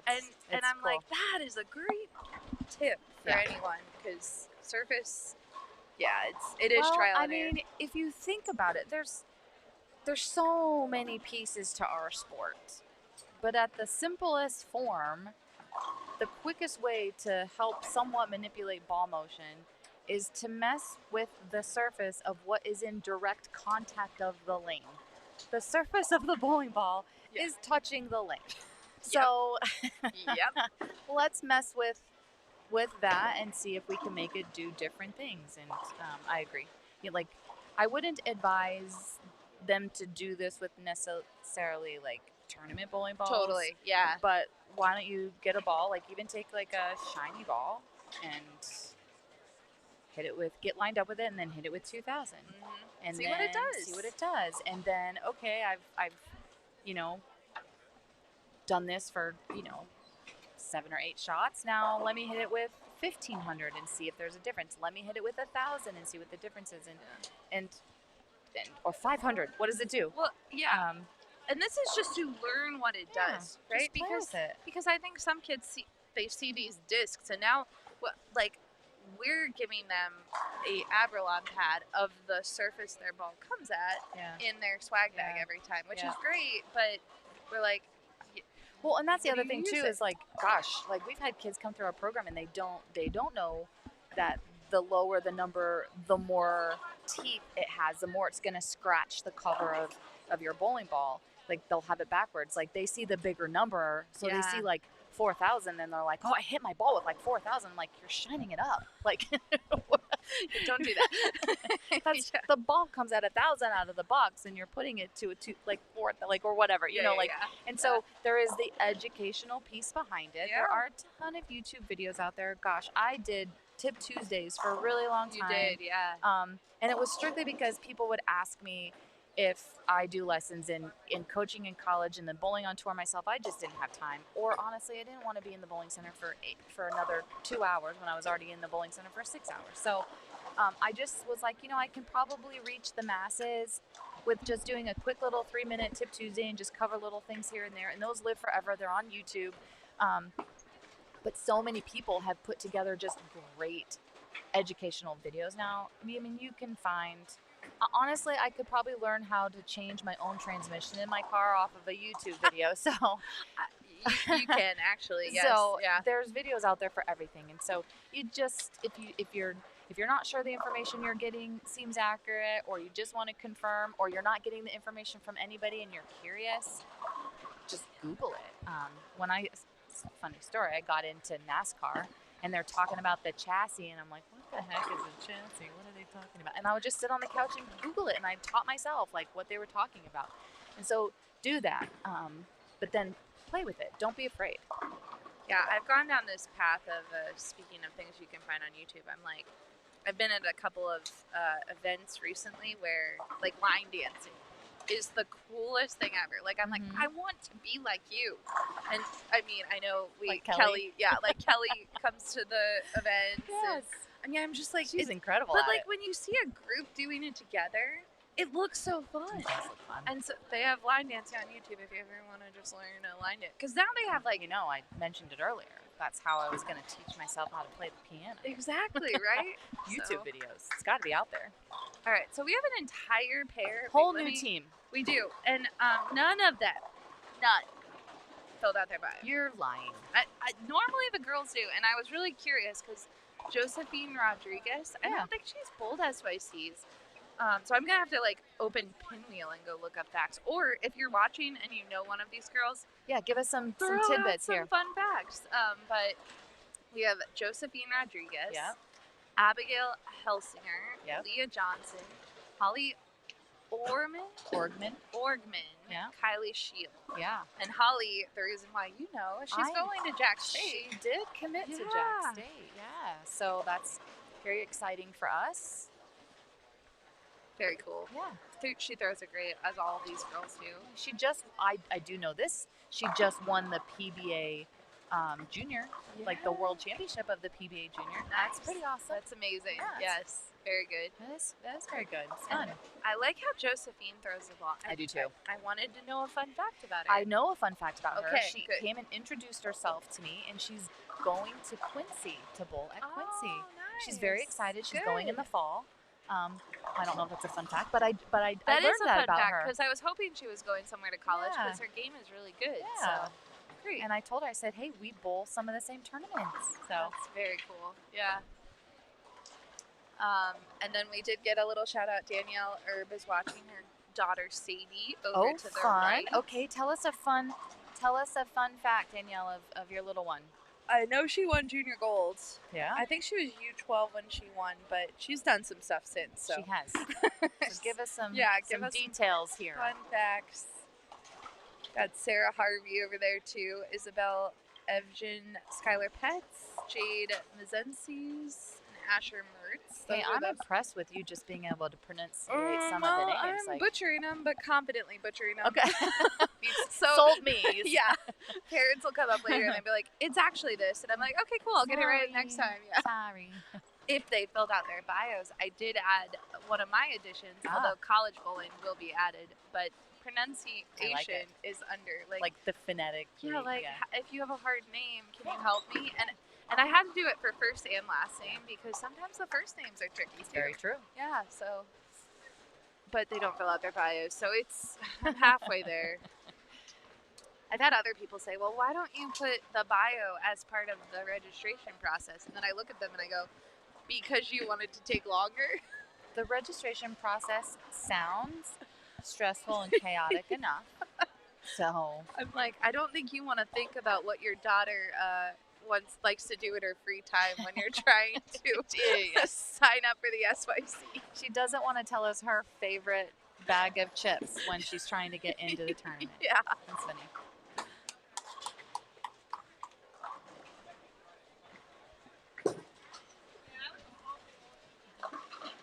Do we have score updates? Oh, no, not right this second. Because we'll They have just half. finished. I did see Leanne. They are Yeah. getting put They in were very moving. quickly. Yeah, So- she's- oh, yeah, she's right over there. Yep. We'll give it about 2 minutes and then I'll do a check. I'll do Sounds a little good. check. Because I have had it where Kyle and I are live streaming and we're in the final game of the tournament and we've created this whole scene of who can win. It's not even completely close. wrong. That's so great.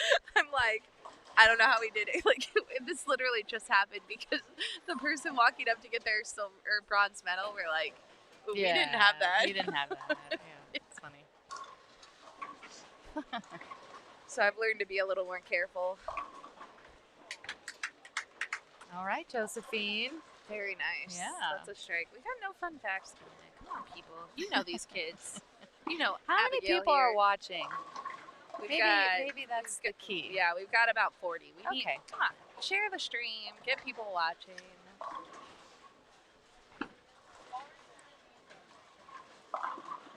Shot by right. Abigail. Yeah. Tripping 4 pins. I was just gonna say that we're tripping fours over here, everybody. A good trip 4 makes you feel pretty good. You know, I do think this is what people may think that I'm crazy, but I do feel that people that have lower tilt trip 4 pins easier Okay. than people with higher tilt, and I think it's how the deflection and how the ball is hitting the pins, and whether, like, I always had a little bit higher tilt and I did not trip a lot of 4 pins. Like, I would send them more up over Yeah. the 4 pin than like keeping them on the deck and tripping 4s. And then like Danielle McCune, she has much lower tilt and Yeah. she always tripped a lot of 4s. And it's a thing. I'm telling you guys, pay attention to that. And if you don't Now- know what I mean by tilt, That's what I was just gonna say. Like, explain to the fat Okay, fans so at there's home. 2 things. There's tilt and there's rotation. And people like to confuse tilt versus rotation. Tilt is like your thumbprint. It's very hard to change. Trust me, I worked on it for a decade. And didn't change it very much. But your tilt is one of the things that you impart to a bowling ball. It's speed, rev rate, tilt, and rotation. Those are the 4 things that you impart. Every single bowler that lets go of a bowling ball every single time imparts those 4 things into a bowling ball. Rotation is a thing that most of the time people mean, but sometimes they confuse it and say tilt. But Okay. so if you're looking at a bowling ball, I don't really have a bowling ball, but if the tilt is what is on the vertical axis, does Yeah. that make sense? Like going up and down. Yeah. And so if I don't know how to explain this. Brian's really much better at it than I am. Yeah. When you let go of a bowling ball for a right-hander, if you put a piece of tape on your PAP, it's Yes. going to face the left Yes. wall, Yes. and that's 0 degrees of tilt. But if that piece of tape starts migrating when you let go of it and it's facing closer to the ceiling, that's higher tilt. Correct. Yeah. Yeah. Yeah. Yeah. Where rotation is on the horizontal, like, axis. And 0 rotation is going to be facing the exact same place as 0 tilt. You know, the left side or the left wall, like directly to the left. But the more you start to rotate around it, that piece of tape is going to start migrating to where when you let go of it, you can see it from sitting in the settee area. Mm-hmm. So like Pete Weber has like 90 degrees of rotation. So if you were to put a piece of tape on his axis, when he lets go of it, that piece of tape is going to be staring at you if you're sitting in the Correct. settee area. Yep. That's 90 degrees rotation. And so those two things, I probably did not explain that very well, but those two things, tilt and rotation is much easier to manipulate and change from shot to shot to shot. Tilt is very, very hard to change. But everybody has it, and you can figure it out. We do it at school with a high-speed camera. Anyways, lower. Yeah, and I think there's a lot of videos on this too. There like is. If you're looking, because you mentioned PAP too. Yeah, and positive access point. That yeah. one, that is one that I think people are becoming more familiar with that. Mm-hmm. I hope. I feel like we're not getting as many PAP questions of like, oh, I've never heard of that. It Yep. still happens. Yep. But, oh, we've got a pin. And hopefully Look she up, sees it. Look up. No, we're okay. We got it. Okay. Woo! She had it. Yeah, good. So the PAP, your pro shop, the PAP, your pro shop operator should figure that out at least the first time they Hopefully drill a they ball. can. Yeah, hopefully they can figure it out. And if they're gonna drill a bowling ball for you and they don't ask you what your PAP is, Right. or they're not checking it, maybe go somewhere else. Yeah, like or or ask them. Sometimes we found that the pro shops know it or have seen it or have like, but if they're not ever asking, yeah, definitely. that's a red Yeah. flag, because Or just ask, like, hey, would you mind going out with me? and check it regularly. Yeah. Especially like for these kids. I mean, they so they much. change and they change so much, and all of a sudden, gosh, we talk about it all the time. Like, oh, they're so cute, and then all of a sudden you're like, wow, how did they get to that point? That was amazing, and they just progress so quickly.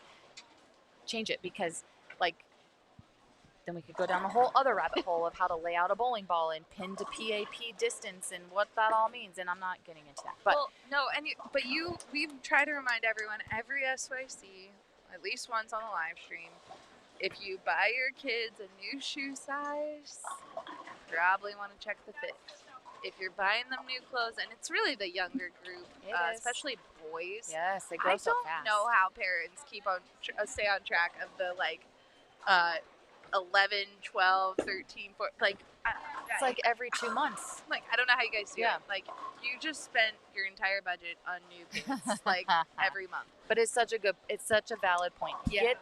Get their fit checked regularly. Brian and All I the have a time. saying that I think is we've heard it within bowling, and it really is so true. You cannot out-coach bad Yes. fit. If you really strip our game down, our game is the only sport that you put your hand in the object you are throwing. Yeah. Everything true. else, you just grab it. Right. And so the way that it fits their hand matters. And like, check flexibility. Like, not everybody should have the same finger pitches and thumb pitches, and it really is to fit you. And you can change it. And I encourage you to if you're struggling with stuff. Or if for you have sure. any pain. Oh my gosh. If there is any pain at all, please get it checked. Yeah, and parents, don't forget about yourself too. Like, Yes.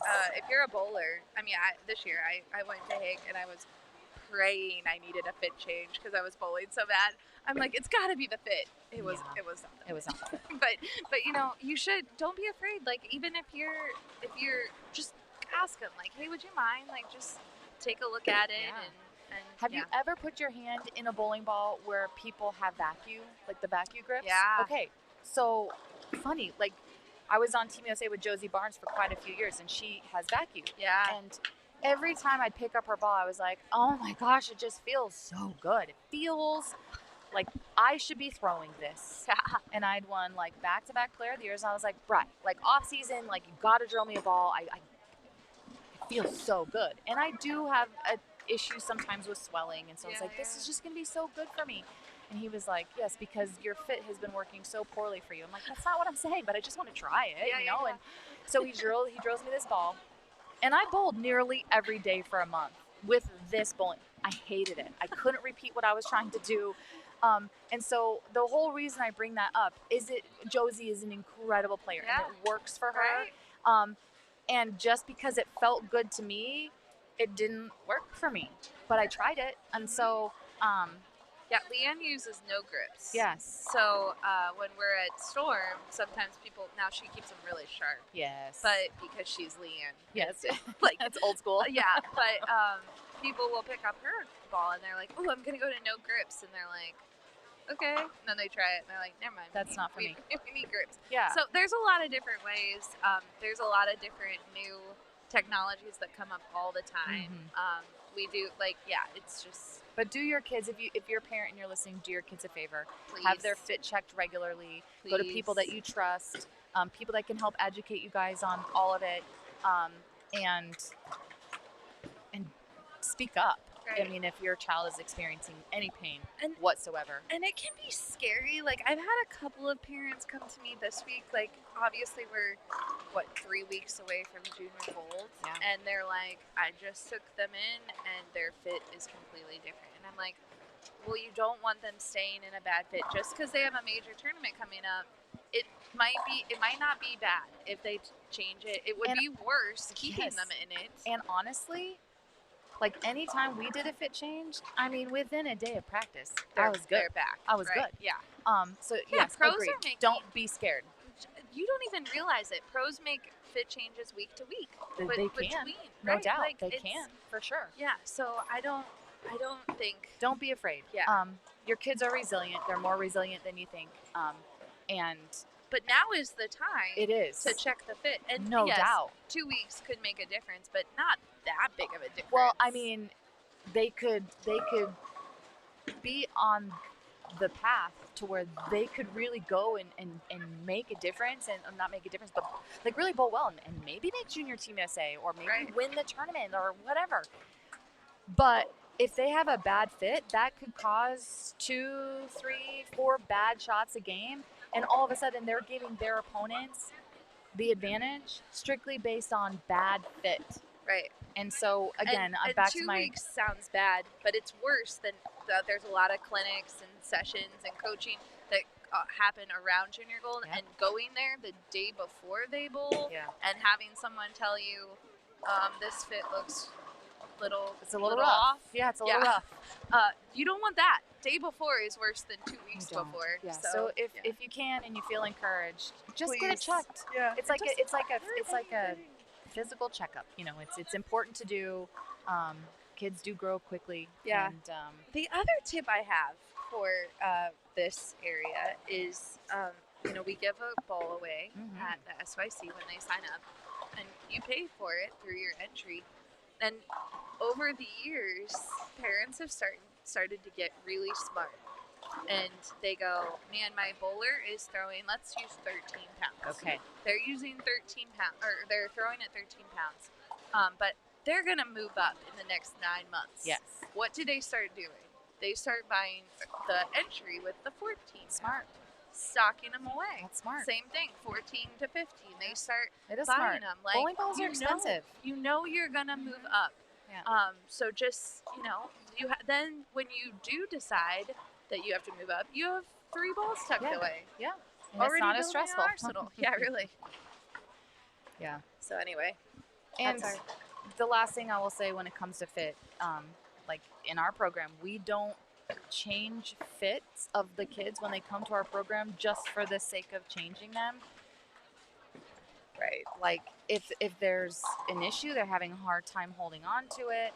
If we're working through physical game stuff and then all of a sudden they're dropping the ball or whatever, then we're probably going to take a look and we may mess a little with pitches. Let's play a little bit. But also if there's pain, if all of a sudden they're experiencing pain or they're ripping constantly, like their skin should not be ripping constantly. They shouldn't be doing that. Yeah. It now, happens. It does Yeah. happen. You We were had- talking we about, had yeah. the conversation just the other night. We were at Team USA camp and we bowled ungodly amounts of camp. It was in the middle of tour, and my whole callus on the whole back of my thumb ripped off, and it was very gruesome and it was very painful. It does happen, Right. with just the sheer amount of bowling, but it shouldn't be every time they bowl. They're rubbing, they're No, getting a blister, yeah. they're ripping. That is it. That is a alarm bells going off for us, Right. and should be for you as well. Yeah, for sure. Like this weekend, 20 games is a lot in 2 It's a days. lot. So your kids might have some.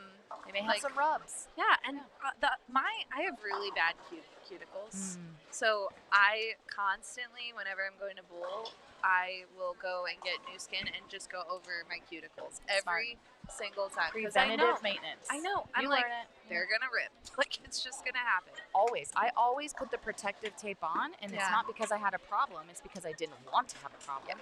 And it still didn't completely avoid from maybe potential problems with just the sheer amount that you bowl. But Yeah. for the most part, my hands were always in really, really good shape. Yeah. But it's because over time you just start to dial in that fit, and you change it when needed.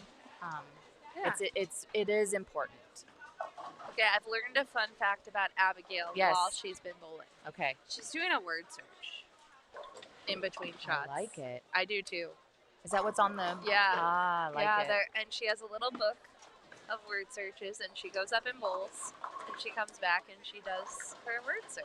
I like it. I like it too. Mhm. It's anything you can do if you're one of those people that needs to get your mind out of what you're doing. Yeah. Sudoku, I've I seen. love Sudoku. Yeah. Is that how I say it? I- Sudoku? I have no idea. Sudoku? I Sudoku. don't know.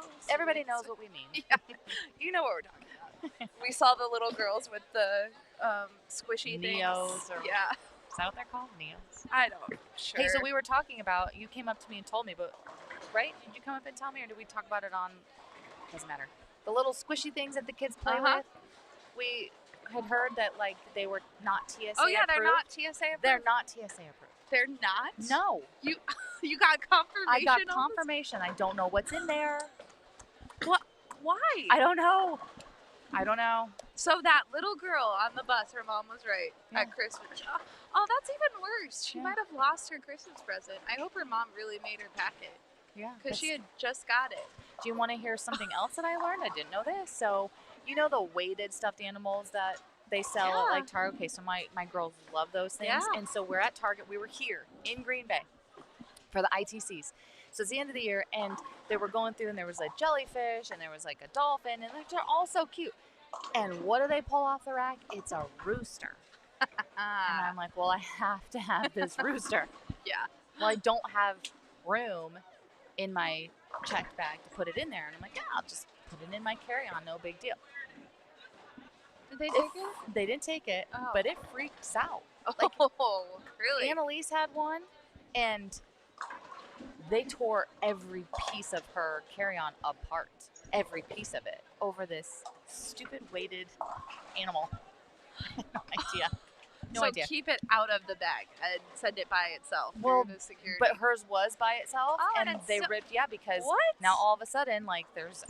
I don't know. I Huh. just remember witnessing it. We stood there forever, and then my rooster came through, and thankfully they didn't pull all of my stuff apart, but Oh my they were most gosh. certainly like giving the rooster an extra exam. I don't. Well, I got mine. I have a Theragun massage Yeah. gun because I'm older They don't like now. that either. Oh, Yeah, they don't like that either. my backpack got totally ripped apart. Yeah. So I'm like, oh. And they're like, it was in a really deep inside pocket. They're like, maybe don't put it in that pocket the next time. And I'm like, okay. Yeah. Lesson learned. Yeah. All the things you learn. You guys are going to learn this too. You'll travel. You'll learn the things. I'm really All the things. I'm really concerned now. What is in those squishies? I don't know. Yeah, there was a nice pickup. Callie Yeah, had the she picked up 5.7. 5.7, yeah, Mhm. and there was another good pickup over on the right lane. I can't remember what it was, but it was a good one. These girls all get along. They're all chatting in It's cute. between. This is what we talked about yesterday. Mhm. You may not know anyone at the start of an SYC, but you're gonna find a friend by the end. I love it. And I And it translates. yeah, it does. Like the next SYC they go to, they're going to remember, oh, I bowled with that girl. I know her. She's my friend. Yeah. And now you have friends all over the country, and then you go to college, and you're like, hey, I know her. I bowled SYCs with her. Yeah. It's really cool. I love it when our crossed with kids. her in Yeah. 2018. Yes, I love it when our kids go and chat with girls on other teams. It's very cool. It's so fun. You see that at the professional level too, like in other sports, and it's starting to get that way in bowling too. But you'd have like teammates, like football teammates in the NFL. They chat after games. Yeah, like hey, we're all in it together at the end of the day. it's so fun. Yeah. All right, we'll attempt to look at some scores. What do you think? Okay, let's give it a go. Let's see. I kind of want to see some overall. I should. All right. First, we're going to see where we're at. Mutual boys. Oh, they're done. Yeah, they're like Bam Bam shot -35, -78 for Cooper Pal and Josh Worley. We're still missing some, but I think it's pretty safe. It looks like Bam Bam led, unless we see anyone. Well, Elliot down here. No, I think Bam Bam led. So overall, let's see where that puts him. Bam Bam is leading now. Cooper Pal and Josh Worley behind him. Okay. U12 girls, they might be done. Medium 2. Not yet. Nope, they still have one game left. Stevie, she's coasting along. -114. She's averaging 171 today. Ellie Kate behind her. And Vivian Jepson. Again, these kids are U12 and they're averaging 160 and above. So crazy. Amazing. I didn't average that when I started bowling at 16. Nope. So several of the U15 boys pairs are finished. Chris Wagner's +55, Oliver Harms +35, Caleb Crow -7. But Easton's pair's not in. They had some high scores, so that one you'll see that update. But let's just look at total. Chris Wagner is way pulling ahead in U15 boys. Goodness, he's averaging 223, guys. Second place is 201. Amazing. Wow. Just amazing.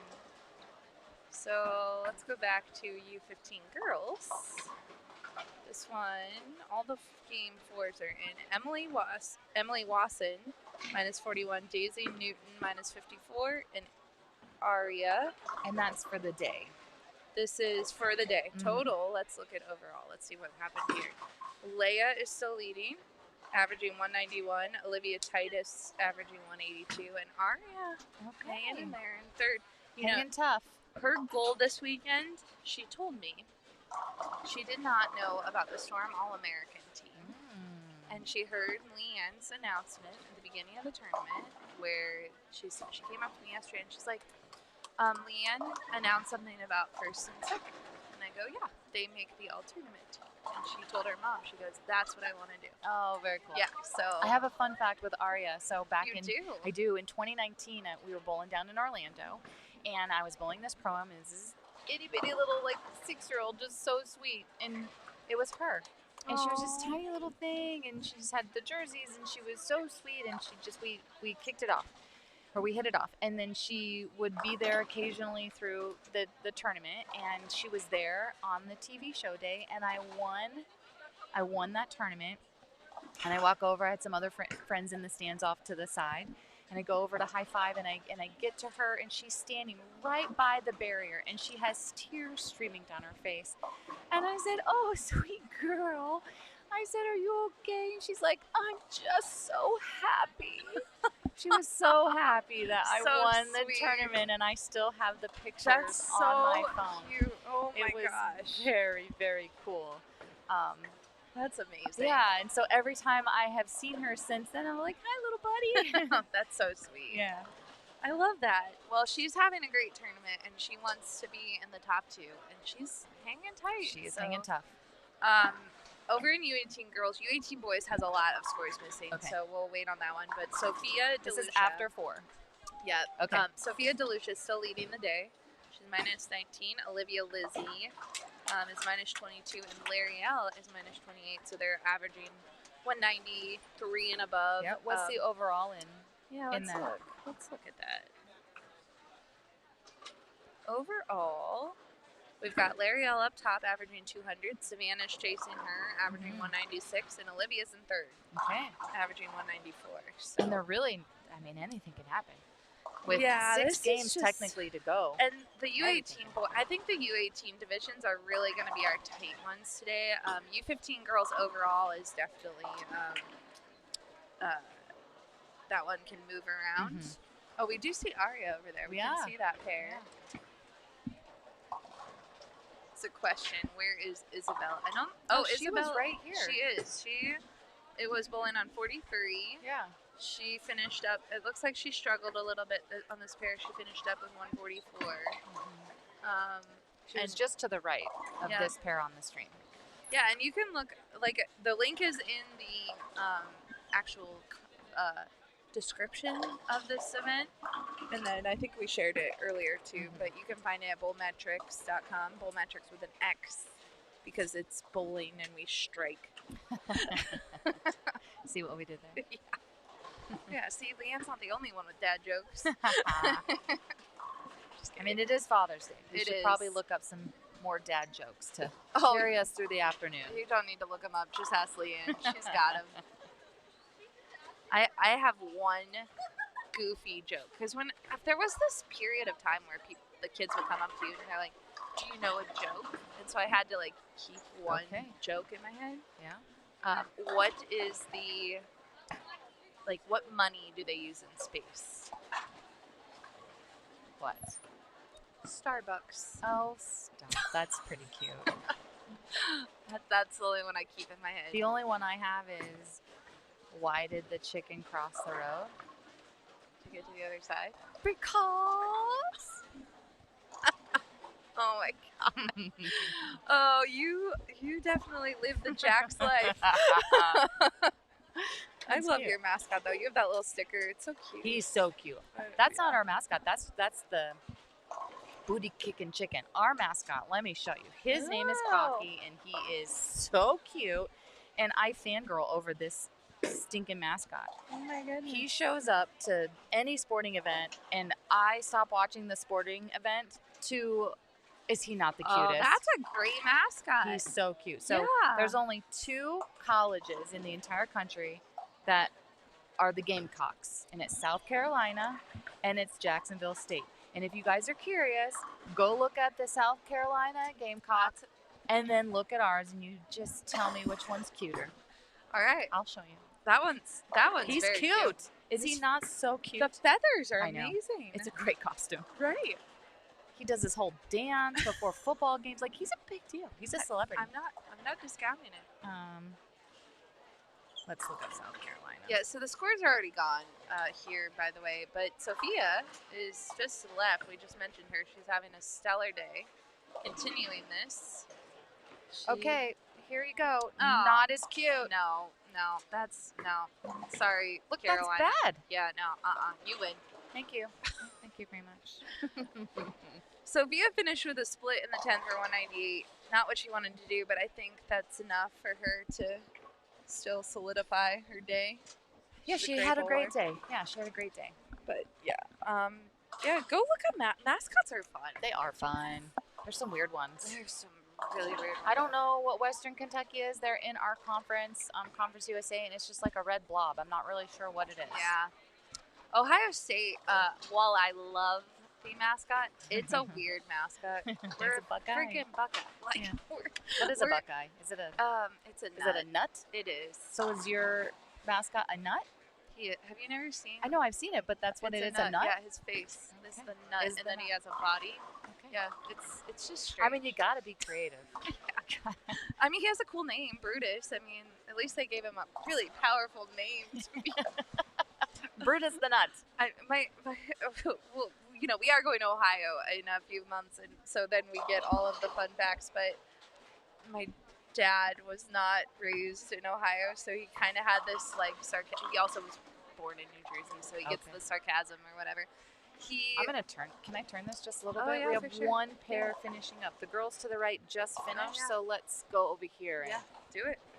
just turn it a little bit. So You you get to guys- see a 10th frame. Yeah, you can watch them finish it up. It's just a couple girls left to bowl, but there's still bowling happening, so let's turn it. So the Buckeye nut is a useless nut.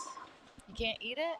It's poisonous. You're kidding. No, that's why they make the candy, which I also don't understand because you teach kids to eat a really delicious candy that looks like a nut, but it's poisonous. So they collect it and make it into necklaces, and it's supposed to be lucky. Interesting.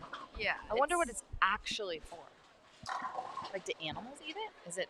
Is it okay for animals to eat? That we're gonna have to Google. I don't. My Ohio knowledge stopped at it's poisonous. So at lunch, we will Google why that it even. Just curious. It even. I don't actually know. It's kind of like an acorn. Like, what are acorns for? That's a good point. I don't know. Yeah, I don't know either. But anyway, I'm a nut fan. I like nuts. The trees are cool. Like, they actually are really cool trees. The Buckeye tree, but it's just not really useful. Unless you're making necklaces, and then it can be a bead. Okay. Yeah. Random knowledge. Here we're here to help you on Jeopardy. Oh, that's funny. Oh, Callie is gonna finish us off. Yes. And then we're gonna take a break, and we're gonna come back and bowl 5 more games and Lunchtime. decide a winner. How fun. SummerSlam, Super Slam. And we're gonna Super Slam. Super We're gonna Slam take winner. a picture of the trophies, which are cool. Yeah. So check out where we post the trophy Storm picture. Junior Bowling. Storm Junior Bowling, guys. Yes. Check it out on Facebook. Or Storm Youth Bowling, actually, we changed it. Storm Youth Bowling. Youth Bowling. Okay. Yes. Blair's been doing an awesome job taking pictures of all of our medal winners Try. and all the things. So You've been doing an awesome job. Oh, thanks. Yeah. We'll be back this Yeah. afternoon. We're going Thank to eat you. some lunch at Ashwaubenon At Bowling Alley. Ashwaubenon Bowling Alley. We'll see you. Okay. Bye, guys.